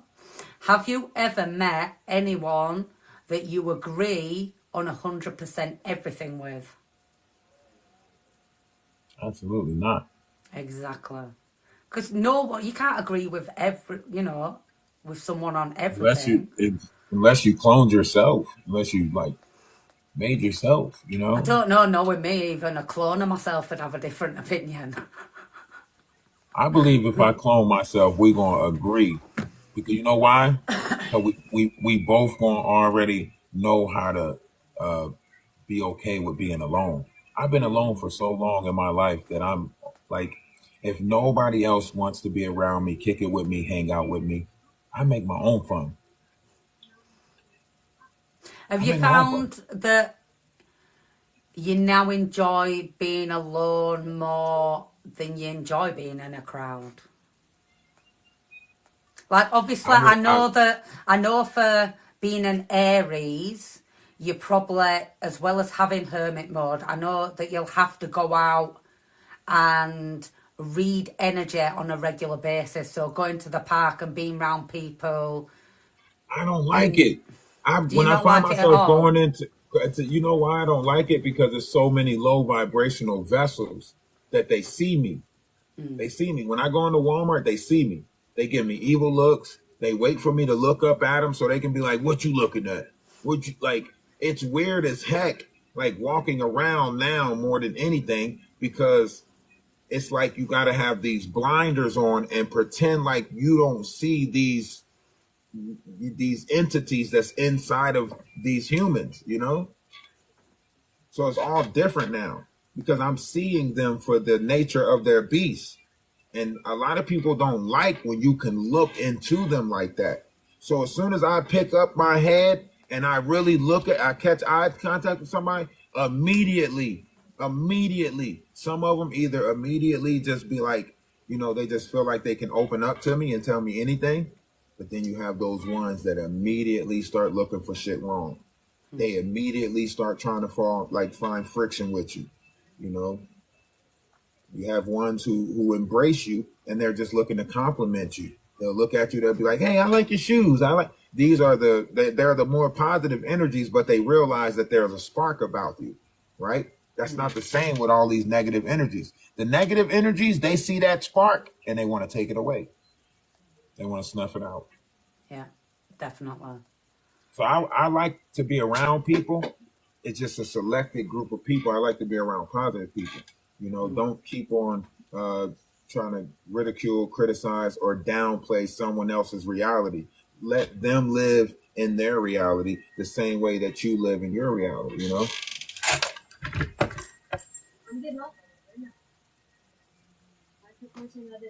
Thank you for everyone that's been commenting. I've not been completely ignoring yous. I just don't like interrupting when people are talking. And I like I to try see and them. give my guests my attention, so I'm paying attention to their answers, because this is all for research. So I would you... thought this was an interview. It just turned out to be a conversation. Well, it is an interview. It's just I find like the people that I want to ask questions for my research tend to have a lot of people in their lives. So there's so many comments going on and there's so many different answers. This is a way for me to be able to get one-on-one time, to be able to get the answers. Like I've said many times, everyone has a piece of the puzzle. And people that come on Triniview are willing to share their piece of the puzzle with me. And I'm selfish. I'm No, selfish. I And I wasn't. I like wasn't to saying it talk a like that. lot. So, I was saying it in more of the line of like, this doesn't feel this feels normal, like a oh, conversation with a yeah. friend, like at tea time with the ladies or something. Like this doesn't feel like this is more of a natural conversation as opposed to. And I know that you feel out the people. You know how to be professional if it was a professional setting or whatever, but because we already deal with each other on Discord and deal with each other as far as building the accounts and growing with each other, this is just our everyday conversation right here. Yeah. Well, Lonnie Appleton other week said it were nice that you didn't make it feel like you were interrogating me. I said, no, because I want it to feel like we're sat down having a coffee and a chat on couch. I don't want it to feel like an interrogation. If it feels like an interrogation, I'm trying to force you to give up your piece of the puzzle. If we just sat having a conversation, See, like... you know what? I come to the realization that people who say stuff like that, they already trying to hide something. I never came into this conversation thinking that this was a interrogation. Uh, to be honest with you, I never even looked at this as a interview with a woman and a female. I mean, with a man, and I never looked at us as um male or female or you picking like I know this sounds crazy, but everyone who is a part of my collective is me, right? You I am a female and a male. I just appear to you in the form of a male, right?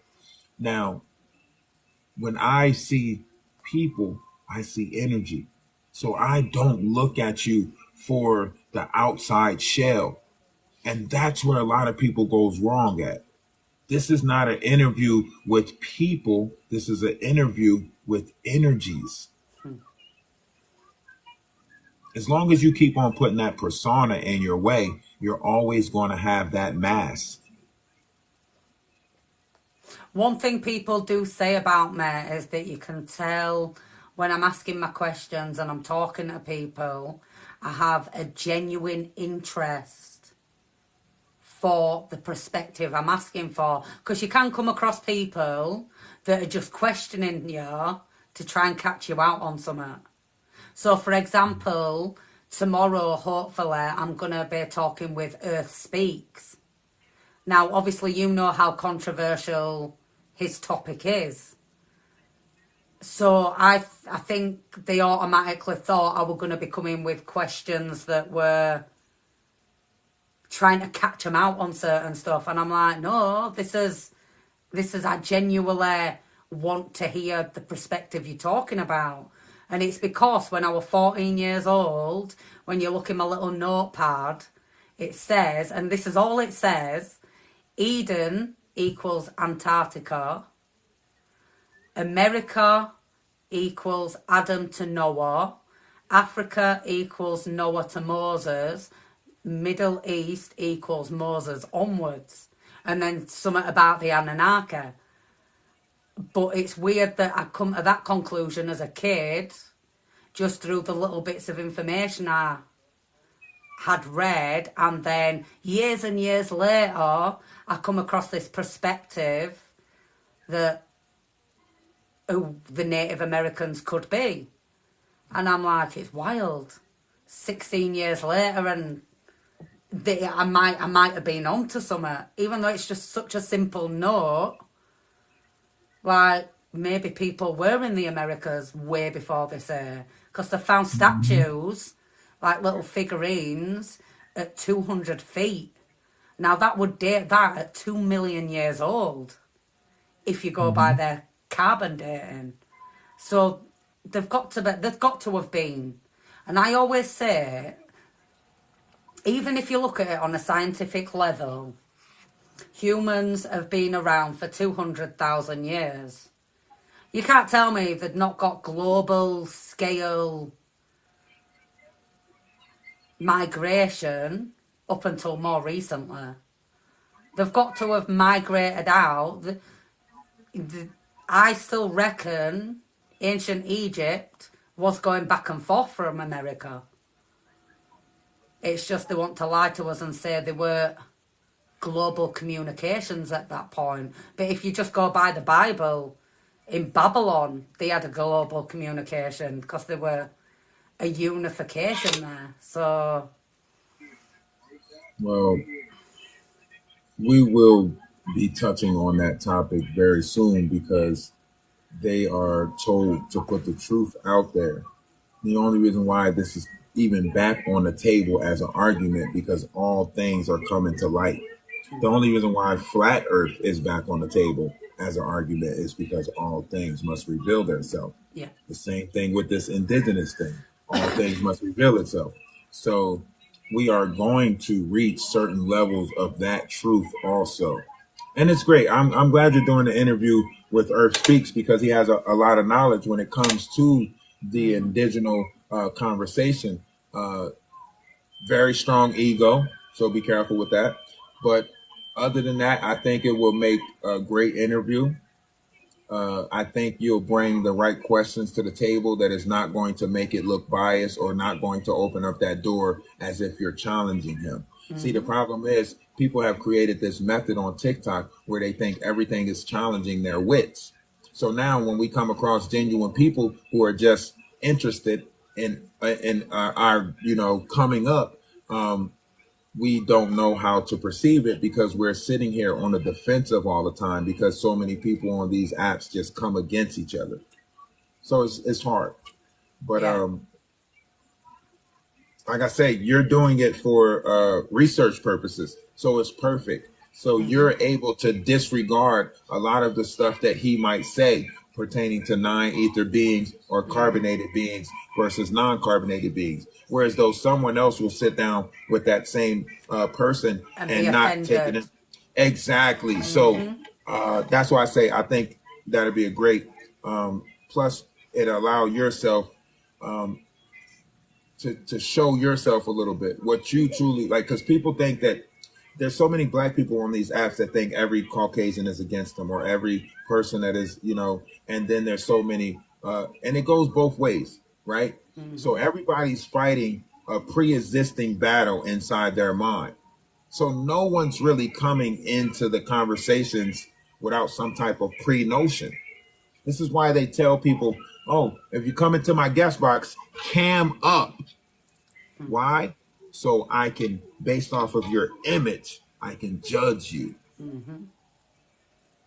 See, I always say to people, an advantage I have compared to most people researching all this stuff is cause I have no favourable outcome. It doesn't matter where I lie in it. I don't care whether I'm a caveman, an alien, some kind of hybrid, a program built in to help someone figure it out. I'm not bothered about any of that. All I'm bothered about is getting down to the truth of it and figuring out this puzzle that I've been trying to work out my whole life. But Right. as for a preferred outcome, I'm not biased to whatever outcome it is, whatever answers it is. Do you know what I mean? So I can come in and ask questions without... People say to me all the time, how can you sit in a live where they're calling you a caveman? If we come out at Caucasus Mountains, as science tells us, then Then that technically I'm a I'm a Neanderthal. caveman. I'm gonna right. If we're going back into history, if we go back far enough, we're going to get to a point where we're fish. If you go by the great turtle that, crawled out the ocean or whatever, you're going to get to a point where we evolved from fish. Nobody's going to say, oh, how can you deem yourself to be a fish? I mean, he deemed himself to be a fish. They literally made the sign of a fish whenever they praised in secrecy. He came from the Pisces era, which is a representation of a fish. Like, Have you seen my do we really think about the things that we're... Have you seen my latest theory on the whole meta matrix inception? Like my theory of it's a simulation within a simulation within a simulation within a simulation. And I said to someone the other day, it don't matter to me because as far as I'm concerned, I am the program, the actual simulation that's just trying to figure out all the different possibilities. So it doesn't really matter to me. Like, it'd be right. Absolutely. But people don't realize that if I can admit that we are having a multi-dimensional experience right now, and I can admit that other universes are existing at the same time that my universe exists. So whenever I put myself in the presence of someone else, in my mind, it is the clashing of two universes. I'm stepping into your universe, slightly, and slightly you're peering into my universe, right? And that's the true notion of this. If you look at yourself as a galaxy, if you look at yourself as a universe, each time you encounter somebody else, you are entering their universe.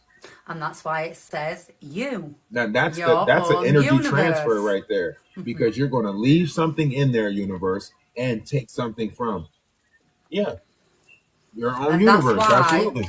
That's why other people's energy can affect you. So people used to say to me all the time, I can be in a terrible mood and within 10 minutes of being around you, I'm dead happy. And I'm like, yeah, because you think I'm letting your energy push into my bubble.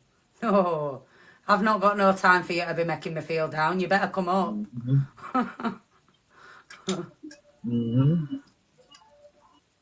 It's so much happen when you go back down there. Like whenever I started noticing, whenever I stoop back down to people's level, that's more steps that I got to get back to my level. It's like you've just fallen down off ladders, isn't it? And you got to work your way back up there again. And you got to work your way back up again. That's why I try not to get captivated with the whole feelings and emotions thing. If you notice on a lot of these lives, people are going tit for tat with bad experiences. It's like, oh, I once had a bad experience where, a cat peed on my car and my whole car smelled like piss for weeks, right? And somebody else will be like, that ain't nothing. I had a whole such and such living in my car. And then somebody else will come along. My dad's bigger than your dad. Yeah, like all we doing is one-upping each other based off feelings and emotions. This is why I say when it comes to this sort of research, you definitely need to take your emotions out of it if you're going to research it on a logical level. Otherwise, your emotions they get in the way and they cause you not to be able to make a logical decision on the information. Because I think a lot of people think intelligence is the ability to regurgitate information. But intelligence is the ability to turn information into knowledge. You can regurgitate that information all you like. Like people used to call me dumb. Because in a test, sometimes I won't remember answer to something. But then walking out of room after handing my exam paper in, I'd remember. That don't mean I'm dumber than someone else. That just means, I momentarily could not grasp that part of my thought process because my thought process is such a web. Well, when I figured out my learning curve, I perceive things differently. But a lot of people spend their whole life trying to figure out their learning curve, right? Some people don't realize that you might take in information better by reading it. I take in information better by hearing it. So everything that the teacher repeated, I was able to hold it in my head. Like I was able to grasp it better that way. not to take away from me being able to grasp things reading it, but everybody has different learning curves. And if someone is not trying to figure out your learning curve in order to teach you, that's not the best teacher for you. Yeah, definitely. A lot of teachers do lack that basic understanding. So, for example, Trey, he is a practical learner. It don't matter how many times you tell him how to do something, he might not pick it up. But if you show him, there you go, he'll get it right every time. Do you know what I mean? So people do learn in different ways. Like I'm pretty good at under pressure. I probably learn my best under pressure. I don't know That's me. why, but under pressure I That's learn me. better. I do my greatest thinking when shit is shaky. I don't know how to explain it.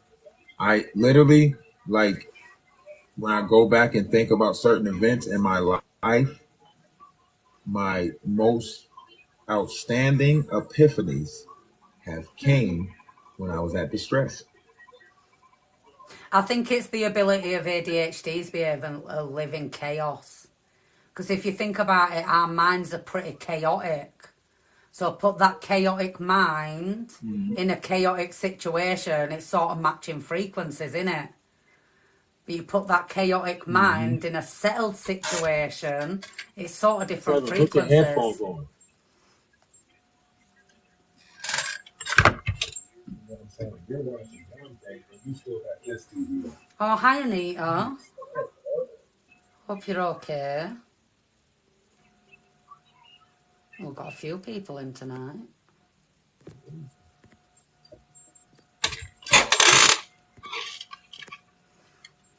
Sorry about that. My son it's got like all right. 7 things running in the background. I don't know how people do that. They've got the phone going, they've got YouTube going, they're playing a game, they're watching TV. I'm like, how do you do it? I don't have the He just turns ability the to phone zone bleeding things on. out. No, you know how they, like, people do it all the time. People walk in their house and turn their TV on, knowing that they're not about to watch it, knowing they about to walk to the kitchen, cook, knowing they about to look at their phone, scroll, knowing they about to text their messages. They'll just come in. You ever come in and just sit on the couch and just turn the TV on and then just look at your phone? The TV watching you. I very rarely even But put TV on.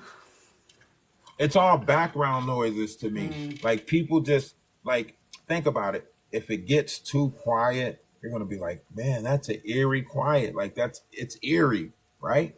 Like, back in the day, like in the 90s and stuff, when power outages used to happen, right? A power outage would happen, and then you'll be like, man, it's so quiet in the neighborhood. Like, if the power was on, it wouldn't have been that quiet. Yeah, like, so for me, it's never quiet.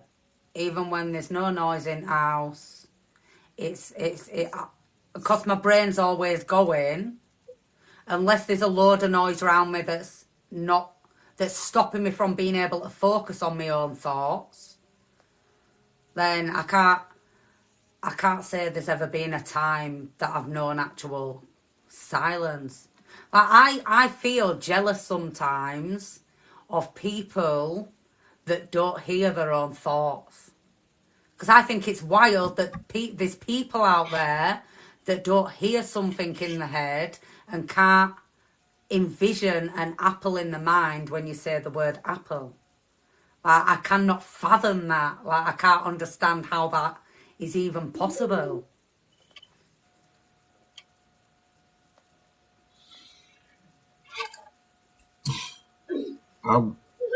I used to have that same problem. It wasn't until, like, you have these moments in life where you have to realize, like, nobody's thinking like you. Like, people used to, how can I put this? So when you go to somebody and you say, hey, what do you think about this? You're asking them their thoughts, right? But you're really just hoping that they share the same thinking process or go through the same thinking process of you, right? Even if they get a different outcome in their thinking process, you want to at least know that they scientifically went through the hypotheses of everything that you went through, and right? Like, I want to know that somebody's being a scientist in their head, like I'm being a scientist in my head. Like I'm hyper They're solving a analyzing case, events they've that I got went through. the wall in the mind, and they've got all pins and strings and pictures. I imagine everyone's mind's like that, but most people don't have a mind like that. It's linear thinking, innit? No, it's something. You have to look at it that way, because there's no way people are repeating the same mistakes over and over and over again without gaining the ability to do better. That's the part that catches me, because I'm like, how are you still applying the same feelings and emotions to a situation that you didn't benefit from the last time you applied those same feelings and emotions? I was having the same conversation earlier. I don't understand how, if you see something's not working, try something different. Don't keep doing that same thing. Like, that's something that I can't fathom. Now, bearing in mind, my whole life I've been one of them depressive people. But I've been one of them people that if I'm feeling like this and this isn't working, I'm going to do something else and I'm going to get myself out of feeling that way. But most people don't have the ability to do that with themselves. No, they don't. And I don't know. I don't want to say like they're the 85%. I don't want to say that they're lacking. What I want to say is everybody don't apply the right things to the right things. Right? Some people still got those learning blocks in front of them, and they're still trying to fit a square into a triangle. You know? Whereas those some people realize that's a triangle and it don't fit right there. Some kids would just be like, it's gonna go. Because that's all we practice force more than anything. Like we don't really practice logic, you know? Again, because too Logically, many people get nothing their that we're emotions doing right now involved. makes sense. No. This is what I Right mean when there. people say they're intelligent. I'm like, humans are not intelligent. Because we would not have got to this point if humans were intelligent. The world is a mess. And we better fix it now. We can't keep... each generation cannot just keep messing things up and expect the next generation to fix it. Because it's going to get to the point where it's irreversible and cannot be fixed.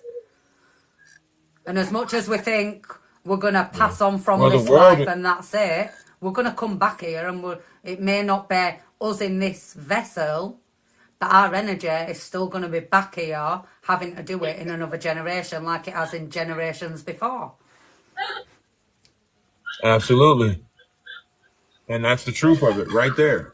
As long as we keep on trying to put that square into that triangle, we're going to keep repeating it until we get it right, until we learn to deal with our feelings and emotions, look at the situation, take the proper assessments, and then properly approach that situation according to what we assessed. So is there any TikTokers that you would advise viewers to go follow? Apart from yourself, obviously. Um, there's numerous TikTokers, and I'm afraid if I say one name, then I'm going to leave somebody out. I don't suggest you follow anybody that I follow. I don't suggest you follow anybody that someone else is following, right? I suggest you follow yourself, because yourself is going to tell you exactly what TikTokers you need to stay around and you don't need to stay around. My friends don't have to be your friends. Just because you're friends with me, don't mean you got to be friends with them. And the reason why I say that is because everything's not for everybody. I love the moment that I spend with people but I understand that I can't take everybody into the next moment. That next moment might have a different group of people in it. And who knows what energies is colliding when you bring other energies around other energies, right? I don't want to send you to the wrong person because that would be like me putting you in a bad relationship. You're going to have to come question me about that relationship I sent you to. So I can't really say specifically because I don't want anybody to be taken advantage of. But everybody knows their vibration. And you know who is vibrating to you and who's vibrating away from you. You have to be honest with that, right? Mm-hmm. Not everybody is meant to stay in your life. I know that I am just made to fix things in people's life and get the hell on. I have fully accepted that I will probably leave this verse alone. I have accepted that, right? But that's not going to stop me from changing everything in this verse for the better. Just because I'm alone doesn't mean I don't love. Definitely. So for anyone that doesn't know, Atlas has a Discord called Beautiful Minds. Now you can either go into his link in his bio, or I also have the link to Beautiful Minds in my bio. But if you're not on Discord, see, TikTok has this thing where we've got to watch what we say and how we say it. Otherwise, we get flagged, we get shadow banned, and eventually as accounts end up banned. However, in the Beautiful Mind Discord, it's a place where we can share our information and, as I like to call it, info dump. So I might not, like I say, I might not get the same information and interpretation from some information and knowledge that what, say, Atlas would. So it's always good to come in, share your information. If you've seen a picture, like there's some really awesome people in there. So if you want to join the Discord and you want to be able to talk about this stuff in an unfiltered manner without having to watch the words you're saying or the topics you're mentioning, I do recommend heading over to the Beautiful Minds Discord. But do you want to tell everyone why you decided to start Beautiful Minds?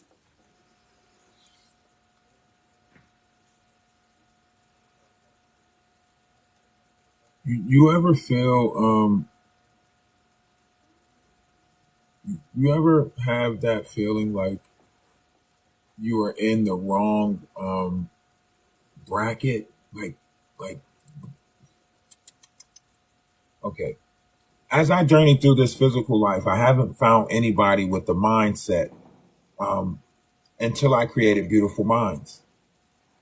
There's so many people around us that don't want us to think great, don't want us to think highly of ourselves, that tries to manipulate our thought because they're afraid that they're going to lose us. They're afraid that if we, venture into too much knowledge, that we don't need them anymore, right? We don't even know these people are trying to keep us back. It could be family, it could be friends, it could be relationships, right? We don't know it.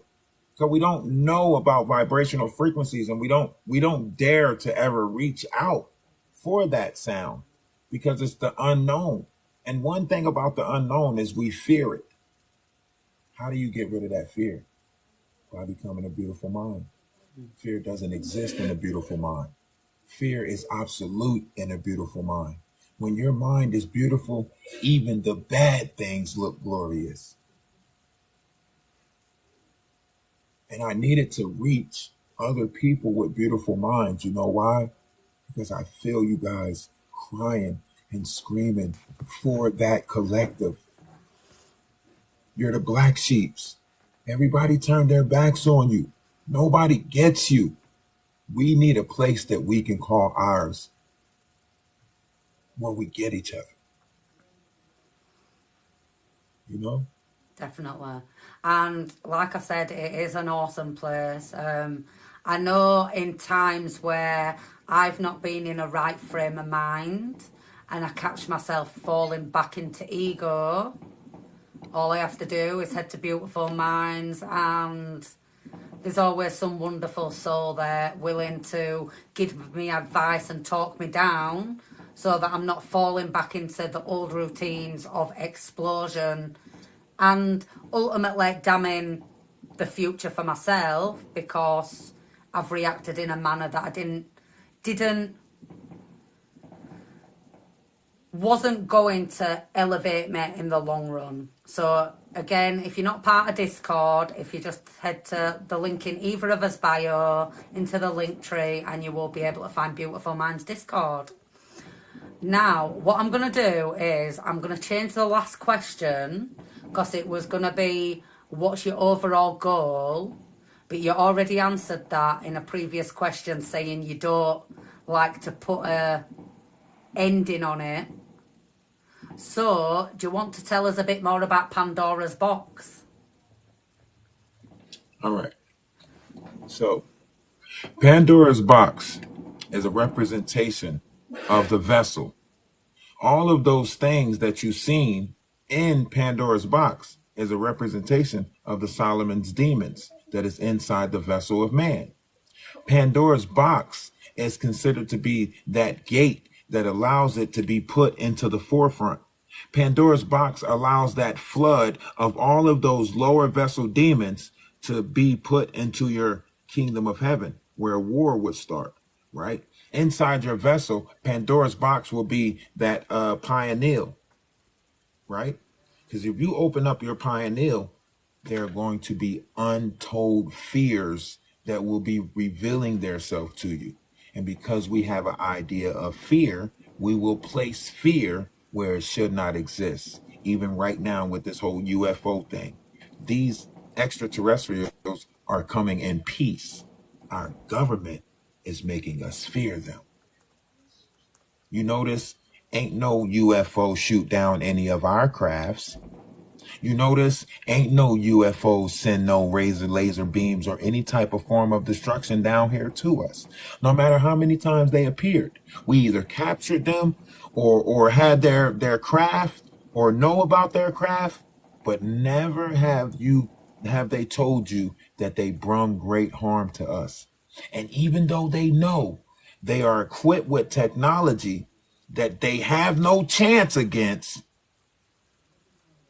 you have never heard a story where they have harmed us unless it was in fear of their own self. They are not fearful like we are fearful. Fear doesn't exist to them.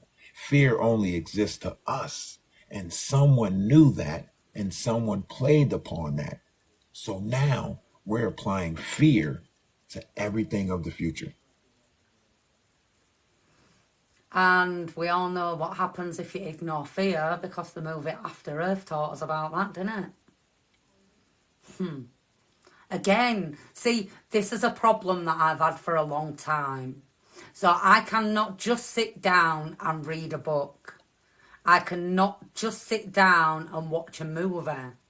All the way through, I'm picking up these subtle symbolisms and stories, and I'm like, for example, Transformers, when Optimus Only Prime... reason The only Go on. reason why you do that is because your veil is thin. You see it. Even like you said, the Transformers, they came out with the Dark Side of the Moon, right?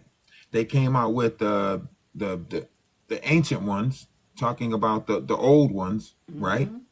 And then they came out with the future battle of them pulling a different dimension into our dimension that will ultimately destroy our dimension.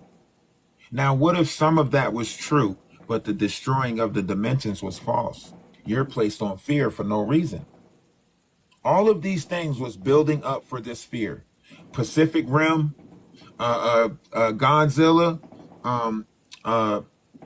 anything that you name was placed out there to put a seed of doubt and fear inside your mind.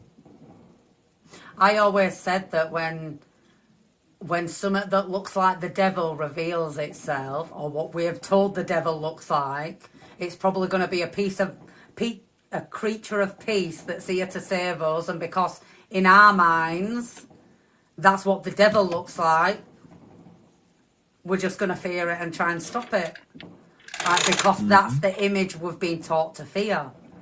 The red Absolutely. devil with a horn. So if a red being came that had horns, people would automatically say, oh my God, that's the devil, that's Satan. Not even Absolutely. realising the devil of the Bible, Satan of the Bible, by biblical accounts, was the most beautiful of the creation. So I don't think that's a red dude with horns and hooves and, you know what I mean? I mean, if you go by the biblical text, he was the most beautiful angel, and he had the most beautiful voice of the angels. But if you go by the body, you will know him to be your throat chakra. That is what you will gain control over. When it says you will have control over the morning star, how many people got control over their tongue right now? You I can't can't say say too many many. people. You can't say too many people got control over their tongue. Everybody letting it fly. Everybody saying whatever it is that come to their mind, right? Whether it be hurtful, whatever it is. I don't care. I'm going to say it. Somebody need to say it. It needs to be said. No one is practicing any level of control over their tongue. And even if you go by the biblical text, it says Christ will come back and his tongue will be his sword. So if his tongue is going to be his sword, everybody's out here sharpening their sword by clashing words with other people. But how many realize that it's a double-edged sword? Therefore, it is hurting you just as well as you're clashing or battling with someone else. You're hurting yourself in the process. It's funny you say that because me and Trey were laid in bed over there and we were talking about the Matrix. Because I was talking about how when you look at biblical scriptures, it not only calls Lucifer the morning star, but it also calls Jesus the morning Jesus. star. And my Exactly. husband turned around and said, well, Neo and Agent Smith were the same person. They were two sides of the same coin. You notice at the end of the Matrix, Neo allowed the agent to take him over because he knew that his energy was stronger than the agent's energy. So thus far, allowing the agent to take him over was the main way that he stopped all of it. Have you seen the most recent one yet? No, I've been out of touch. I'm supposed to catch up on John Wick 4 and The Matrix 4. I tell you, that new Matrix, it was absolutely awesome. Like, the way they brought it back after so long. Like, usually when they leave it so long, they ruin it. Do you know what I mean? Now, I know a lot of critics said it was rubbish, but I think that's people just watching it as a movie. But I think you yourself, as someone that analyses stuff, you're going to notice certain things and you're going to be like, oh, that makes so much sense. Because it fits. Yeah. Even when they came out with the third one where they had to find the key maker, it fits. It fits. If you look at Netflix, they came out with a series called Lock and Key. And it was talking about these keys that was made by a specific person who had the ability to put a certain power in it, and the key unlocked anything. If you thought Yeah. about it, it made it. He had the key to the brain. He was unlocking people's brain, entering people's mind. It was a key that'd take you anywhere. It was a key that made fire. It was a key to everything. Notice how Why they were would all they pieces of pick the that? puzzle. Exactly. So, like, in retrospect, everything relates back to you. It is what grabs your attention, is these certain symbols that is already embedded in you, certain stories that you feel like is already your life. Like They're you've lived that manipulating that. before. They're playing on that. They're playing on that. I did a study, and it come to find out that the Pyramid of Giza has a bunch of knowledge in there that nobody is allowed to get to, and every so often they go in there and pick out the knowledge that they want and then come back out and spread it throughout the world.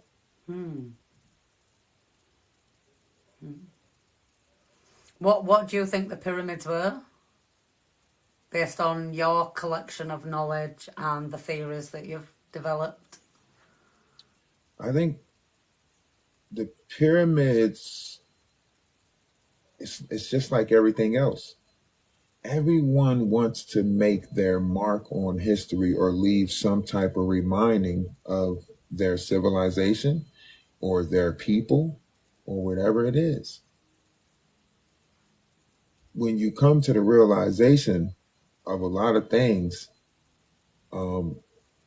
we too will make pyramids. We too will, because those pyramids was a reflection of everything that is, always was, and always will be. This is why you found them on multiple continents.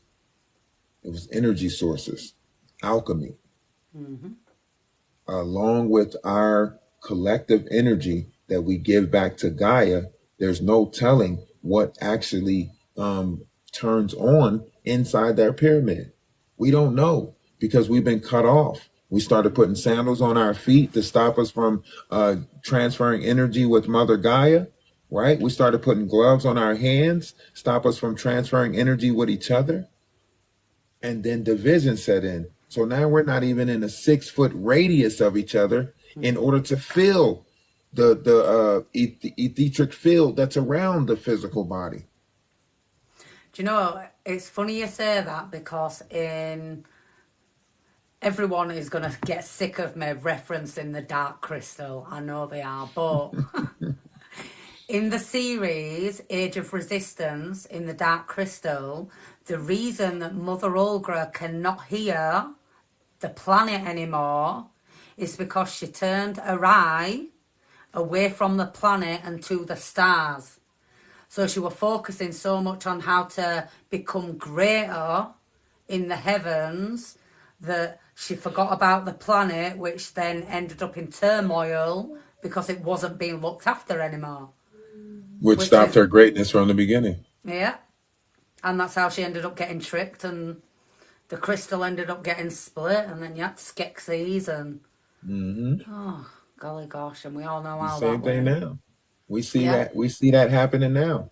We see the continent split apart, right? We're not understanding what's that about.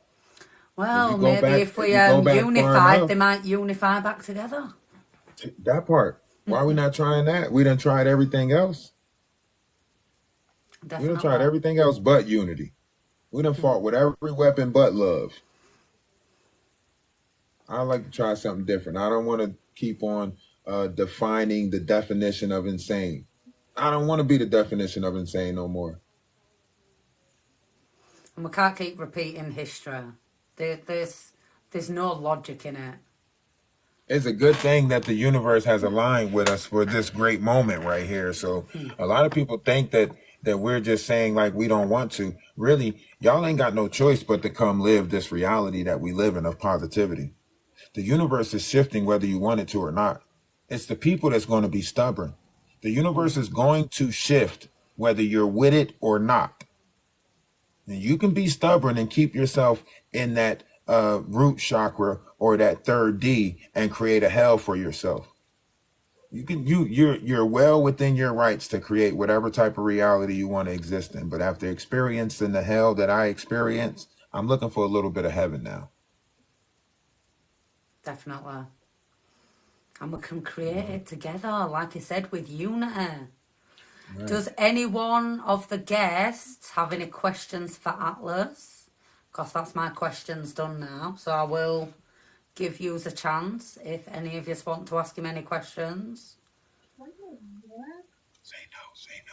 Why, you've got chance. Say no. Say no. Where Trey at? I ain't seen his feed popping up. I ain't seen no new videos out or no rap videos. It's just recently started a new job, so he's in the first month of his new job. So he's just adjusting his body clock to normal working hours, because his last job, he were all over the place. Sometimes he were working nights, sometimes evenings, sometimes mornings. So he's just getting himself into a new body clock at minute. Routine. I've told him he needs to go live this weekend with me, so hopefully I can get him to do that. He's a bit tired, but he'll get there. He's got loads of songs in the making. Okay. That's good. It's just when I've seen a couple of them. It just, like you say, man, it's the time thing, right? You got to get back Yeah. into that routine, make the adjustment, and then you'll find time for your hobbies and all of that stuff. Yeah. Well, we're going camping at end of month, so I can't wait for that. He always feels better after camping. You know, weekend of camping, he'll be feeling better, he'll be all grounded. Can you believe it took me 13 years to get him to go camping? Because it's something we did as kids. Mum used to take us camping all the time. And if we couldn't go camping, we just used to camp out in the garden. So it's something we've always done. Mum taught us grounding. Because even though my mum's a Christian, she was very much in touch with nature. So, like, a back garden's amazing. Anyone that sits in a back garden's like, I've never felt so relaxed. And it's You because she know, puts so much love into her plants and stuff like do that. your They love do your back. mom do your mom have a platform on TikTok? Yeah, I think she follows you. She's under Trendy Gran. Mommy, you're Okay, still in. If you just comment, she might have got. Oh no, I think she's still in. okay. Because I want to sit down with some. I don't want to sit down with no biased type Christians. I want to sit down with like a group of Christians, and There you go. She's just I commented. want to. Yeah, I already followed her. Yeah. I scrolled back and found her. But I want to sit down with a group of Christians and I want to have a discussion about the biblical text, but I want to correlate it to the Bible, I mean, to the body, right? And I want to like sit down and have a nice, diverse conversation of the correlations of the different meanings because the Bible can be looked at three different ways. It can be looked at through a mental conversation. It can be looked at as a physical walk or it can be looked at as a spiritual walk, right? And if you read that book, you should get all three perspectives. You should have a physical perspective that gives you an idea in your mind of this walk, right? You should have a mental perspective that gives you an idea of good and evil, right?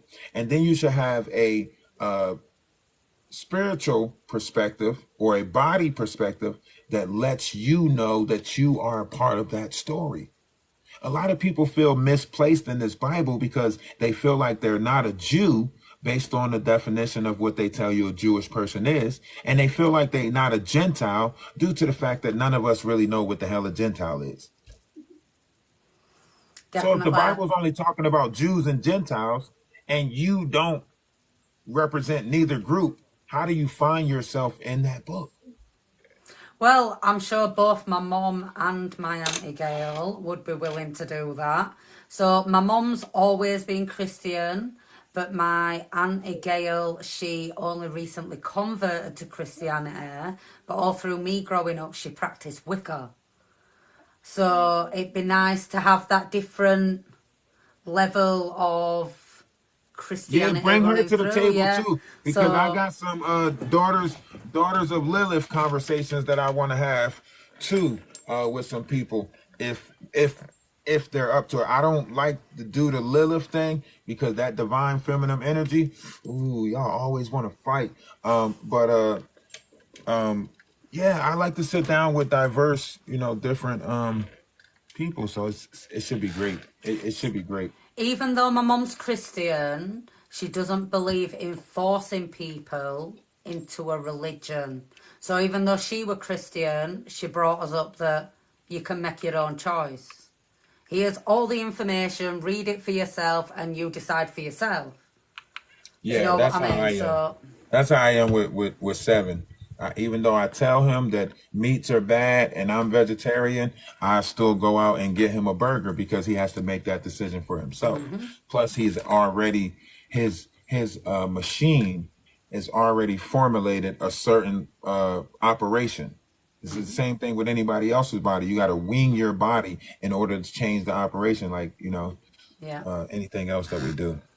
definitely. So, I think we'll leave it there because I think it's after midnight here. Yeah, 20 past midnight now. It's been absolutely brilliant having you on. I think even the audience has enjoyed it tonight. I know family has. I think I've had 3 family members in tonight, so that's been nice. That's Don't beautiful. forget, everyone, always remember to listen to other people's perspectives. Thank you all so much for being polite and respectful in the comments. Thank you to Atlas. Don't forget, if anyone, I'm not actually sure if we have Cash App in the UK, but if you are from the USA, you can donate to his Cash App at Gang for Life. If you're not from the USA, you can go into his GoFundMe and donate to his GoFundMe. Every little helps, every penny. Don't forget, link in bio, go join the Discord, because there's unfiltered talking in the Discord. We don't have to watch his words. We can have conversations about deeper stuff in there without worrying about someone reporting us. I hope you all have a weekend full of peace, love and joy. Thank you to Atlas for joining us. I think I've just seen Only Spirit in as well. He's part of the team. So if you're not following Only Spirit, you should go over and... It's not letting me pin the comment. You should go over and follow him as well. You can't pin when you got a guest. You only can pin if you're up there by is? yourself. Yeah, Right. You can't pin when you got a guest in a box. Right. So if you do want to go over and follow Only Spirit as well, make sure you follow Atlas. And from that page, you will be able to find his other pages, because different pages, they do have similar content on, but different pages have... Thank you so much, Gail. Different pages have different lines of information on there, and he is live every single day. So if you're in the UK, it's brilliant because it's not live until about noon our time. So it's not like you've got to get up early to watch him, but he is live every single day. And like I said, this man is not selling you information. This man is willing to give you this information for free, unlike so many creators on this app, which I think is a beautiful thing, because by charging for the information, you're saying, well, if you can't afford it, you're not worthy of it. Right. Right. How can you put a price on somebody's soul, spirit, chakras, shadow work, anything? It's like saying that if you didn't accumulate enough coins, then you're not deserving of a higher reality or Yeah. It's absolutely crazy. And there's people selling this exact same information in books for like 100 quid. Like, I love books more than most people, but I ain't about to go out and spend 100 quid on a book. Not a chance. No matter how good that information is. The more knowledge they put in the books, the more expensive they make it. It's just like fruits and stuff. You notice that you can go get a soda for 99 cents, but water gonna cost you $2.30. You can go get some pop for $1.29, but some fruit juice gonna cost you $10. Yeah. And if you want a piece of fruit now, you better start saving your seeds, because pretty soon your fruits aren't going to have seeds in them. I think in America they probably took. I don't think it's once they got down to like the seedless oranges and seedless watermelon and seedless grapes. I don't think it's too many seeds that's being sold. You have seedless watermelons. Yes.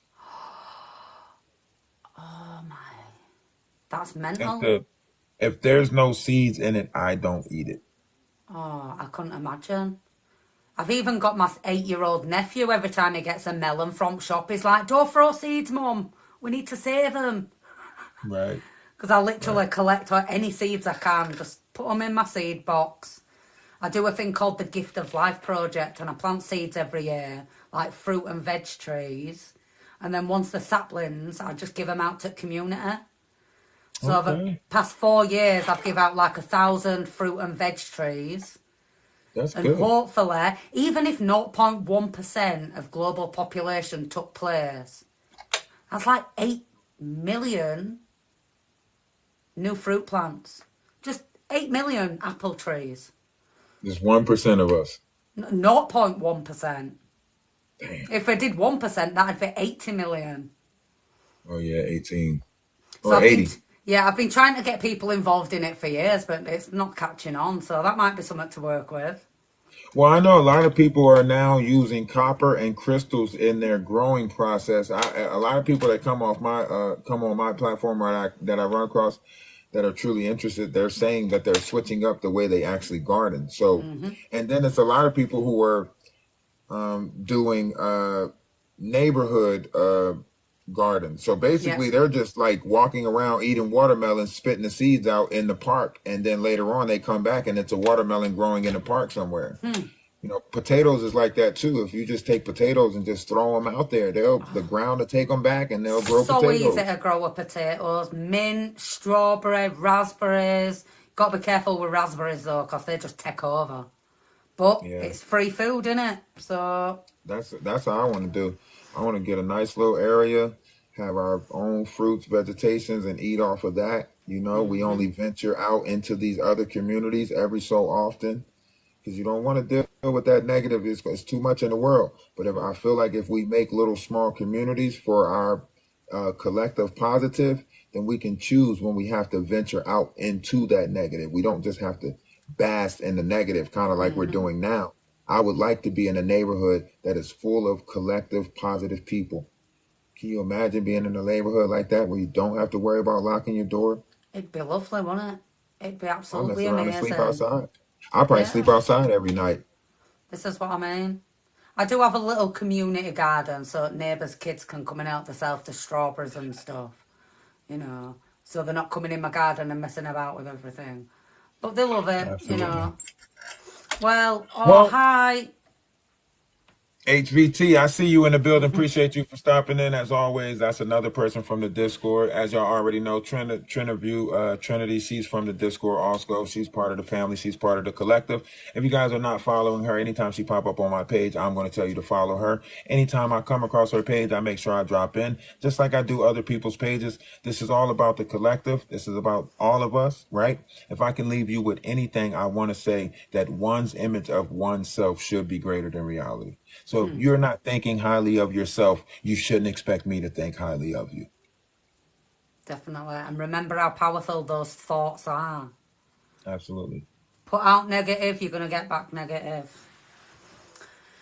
Well, it's been absolutely brilliant. I'm sure I'll catch you in the morning when you go live, pop in and support like I always do. It's been amazing having you. I hope your weekend's full of peace, love and joy.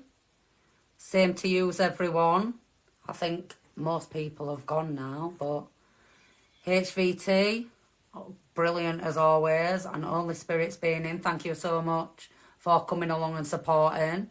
And I'm pretty sure sometime in the future, once we've started gathering and collecting more information, we'll probably do this again with different questions and a different audience. Absolutely. I look forward to the next interview. This is the interview. This is a pre-interview before other people realize what's actually going on. I wanted you to have the first interview, right? Because this is about to move a lot faster and it's going to be a lot more people wanting me to be in their space. I have to take care of home first, and all of you guys are family. So if I don't take care of you guys first, then I'm failing anyway. Don't it feel strange? First they hated you, then they're going to love you, then they're going to try and silence you. Yeah. The fact that I know that it's going to happen like that, but I still have to be willing to go through this process, it's going to be fun. Oh, yes, definitely. Like Moses, like Joseph, like the rest of them, got to go through them trials and tribulations. Like I But say, this is just a repeating play. That's all we're doing. Everybody knows this. They know the comfortability. They know who it is that their energy is connected to. Like, you know why you're in this. You know why you're drawn to me. You know what I represent, and you know who I am. Of course, we can't go out and speak on who I am because there's too many other people that's fraudulently speaking on who the I ams is. So now I just have to allow my reaction, my reflection to show what energy, what spirit we all represent collectively. Because once it starts, and at the end of this month, when a lot of things are revealed to people, a lot of people will seek a certain sound. And that sound is going to come from a voice. And that voice is going to come from a vessel. And I just hope that you putting yourself around the right vessels so you can hear the right sound. A lot of people's sounds ain't going to make it. Anybody who's practicing division, anybody who's talking about my people, my ancestors, my this, my that, you're not going to make it.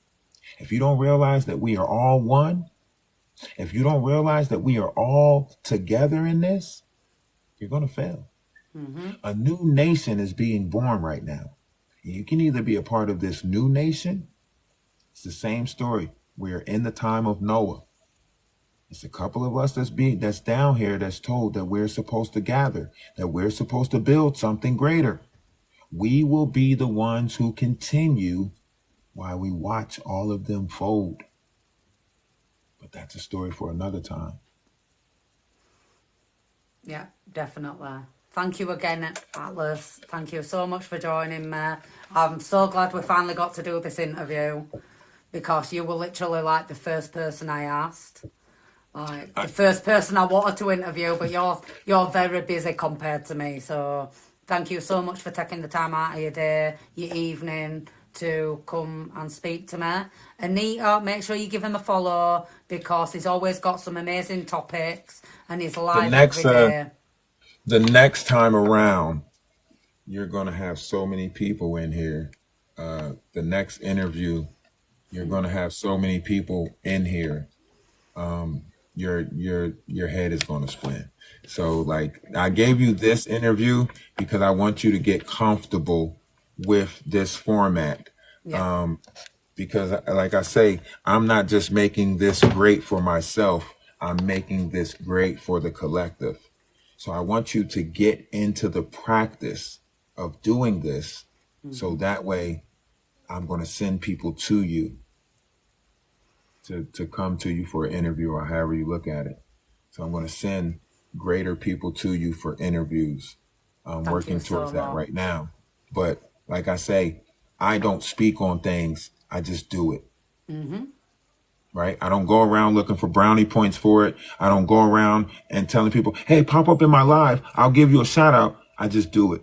Yeah. I just do what needs to be done when it needs to be done. I don't ask when it needs to be done. I don't even, that's why I never made no plans with the interview thing for you. You notice you asked me about 4 weeks ago. I never made a plan because I already know that as soon as I make a plan, I'm giving this verse exactly what I want them to go against. Because as soon as you make a plan, shit's going to crumble. You're telling the universe hey, this is what I'm planning. Now the negative energies knows exactly what to attack. It's the same thing that happens with love. As soon as you confess your love, tell somebody that you love them, it's like the universe goes against it. That's where all these whispers come in at. Your girlfriends start coming around you. Are you sure he really like you? I don't really think he like you like that. You start noticing little shit. That's because you put your love out there. As soon as you tell this world your secrets, as soon as you tell this world what you truly love, that's the moment this world comes against it. I know that because I lost a Teddy Ruxpin when I was a kid. I love my Teddy Ruxpin. As soon as my brothers found out that I love my Teddy Ruxpin, they tore my Teddy Ruxpin up. I cried myself to sleep that night, woke up with my eyes glued shut from all the tears that I produced in the middle of the night over that Teddy Ruxpin. After I lost that Teddy Ruxpin, I vowed never to give my secrets out again as far as things that I love. And I was 8 years old when I lost that Teddy Ruxpin. Well, I'm quite happy to go with a chaotic flow. That's sort of natural to me. Chaotic flow. Okay. I love the chaos. Hey, I learned how to be comfortable being uncomfortable. So I know exactly what you mean. Yeah, I don't think there's ever a time I'm truly comfortable. I'm always uncomfortable. But if you can't cope in uncomfortability, then you're not going to survive all the stuff that's about to happen, trust me. Because it's about so much more is about to be revealed to us. Oh, yeah. Within the next couple of weeks, the level of UFO sightings is going to be so high. I mean, literally, the level of UFO sightings are about to be so high around certain points of existence, because these are the only points that they can shift into our reality in. These are portals that are in the air and under the water. And they shift in and out of these portals. That's why all aircrafts have flight patterns. Before we go, do you think they're intergalactic or interdimensional? They're one and the same. Galactic is considered a time zone of the mind. Multidimensional is a reference to the levels that your spirit can travel inside your vessel. So a galactic is just based off of a like galactic time. So our minds are under galactic time. Your body, time has accelerated, so that way your digestive system is operating faster when you're asleep. Your dream state is being changed and everything like that. That's based off of the multiple dimensions inside the vessel. No one has a choice about this galactic time that we're entering, but you do have a choice at what dimension you are in this galactic time. Well, I think that rounded it up absolutely beautifully. Trust me, Anita, the stuff that it gets into, I thought I was knowledgeable on this stuff.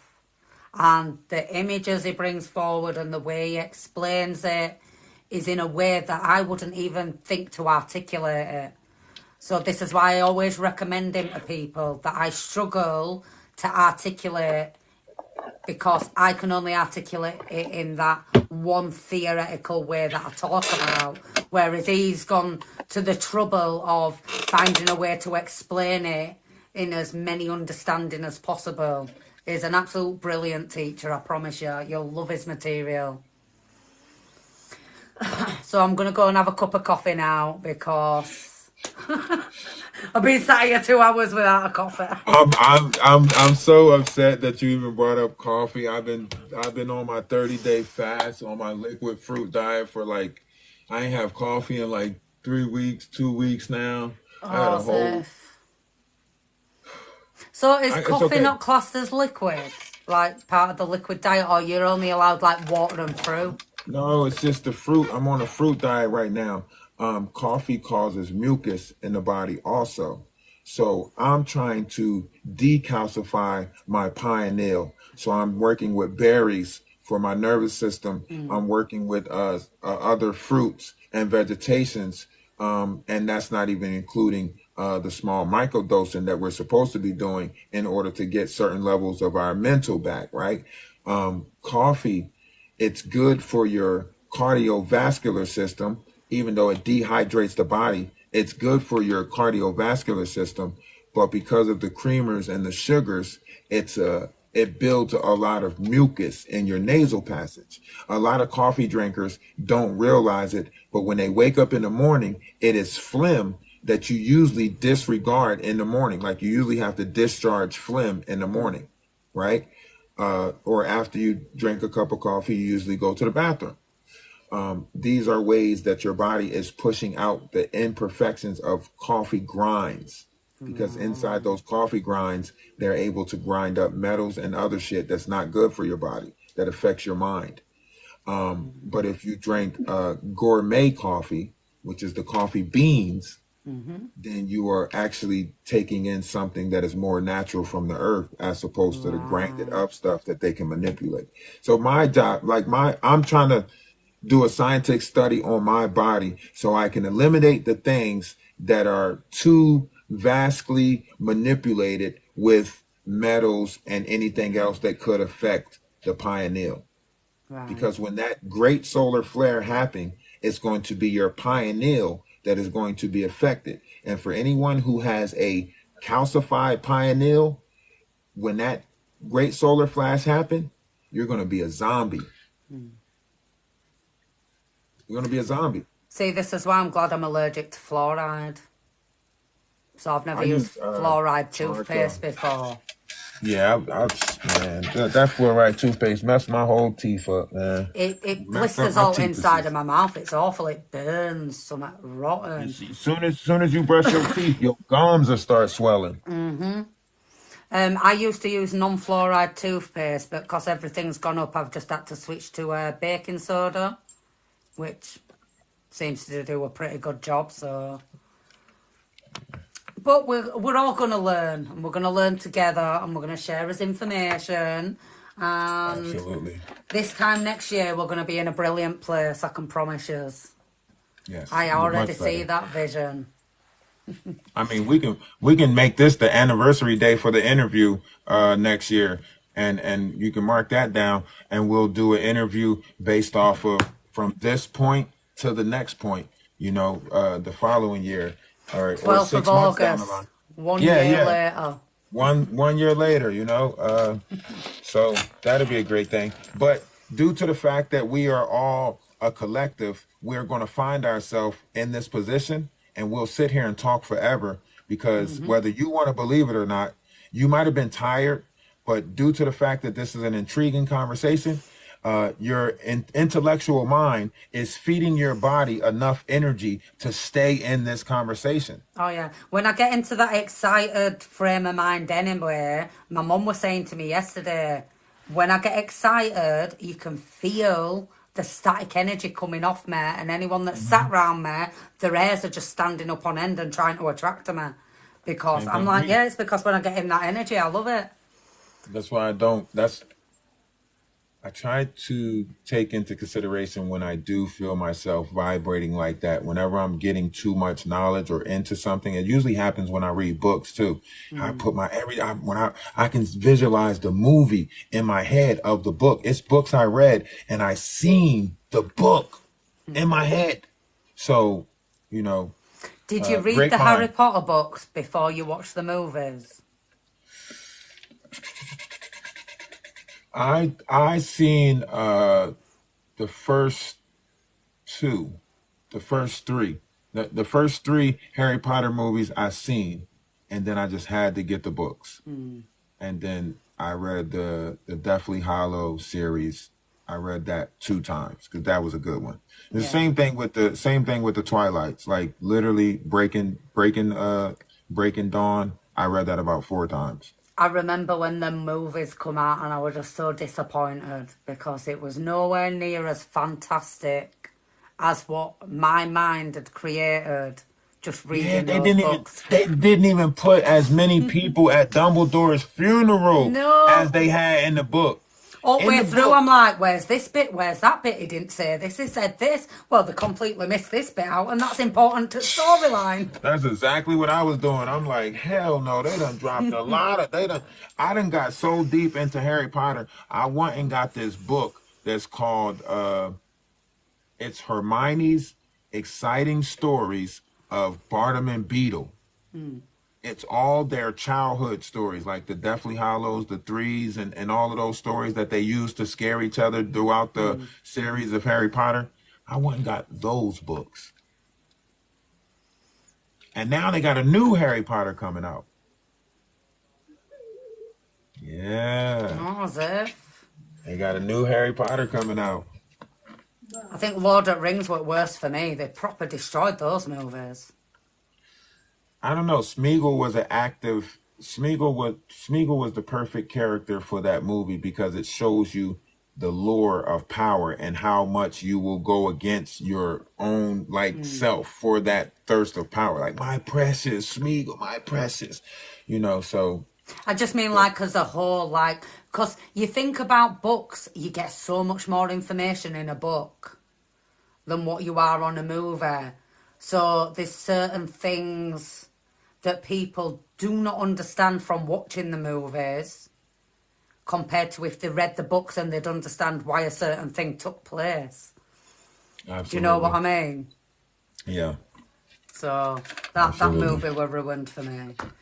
Right, Atlas, I'm definitely going to have to go now. Yeah, Thank you. definitely. Tell Trey. Look, you got us sitting here like a old like I feel like one of my grandparents when I was at church and stuff. Every time you sitting there, you're like, come on, they find somebody else to talk to, somebody else to talk to. Next thing you know, church been over for 2 hours and grandma's still talking to people from the pulpit. Having a cup of tea while she's nattering away. Yeah, yeah. But you have a great night. Tell Trey I said namaste. Love is love as always. Definitely. I wish he was here. Tell him I said, I love him and I love you as always. Y'all have a great one. I hope Look you forward have to a the next weekend time. full of peace, love, and joy. And thank you so much for joining me. It's been absolutely brilliant. And I think the audience has absolutely loved you. And you're probably going to have them all in your life tomorrow as well. That's a beautiful thing. So I appreciate you. Thank you very much. And again, thank you everyone for joining us. It's been a brilliant night. And I'll see you all later. Thank you very much. Yes, I will be going live in a few. Oh, there you go, Gail. You can go over and jump on his channel now. See you later, Anita. Thank you so much for joining us. I hope you all have a good night. Yeah, I'll probably pop in. I probably won't be talking though. I'm going to sit downstairs and have a coffee. I'm a bit warm sat up here. I can't believe how warm it is in bedroom compared to downstairs. It's red hot. I didn't want to keep flicking my hair out at where, like, looking like, oh. So, love you, Gail. Love yous all. Thank you all for joining us. Thank you for being polite and awesome in the comments. Hope you have a weekend full of love, peace and joy. And remember, you are the creator of the universe. So get out there and create it.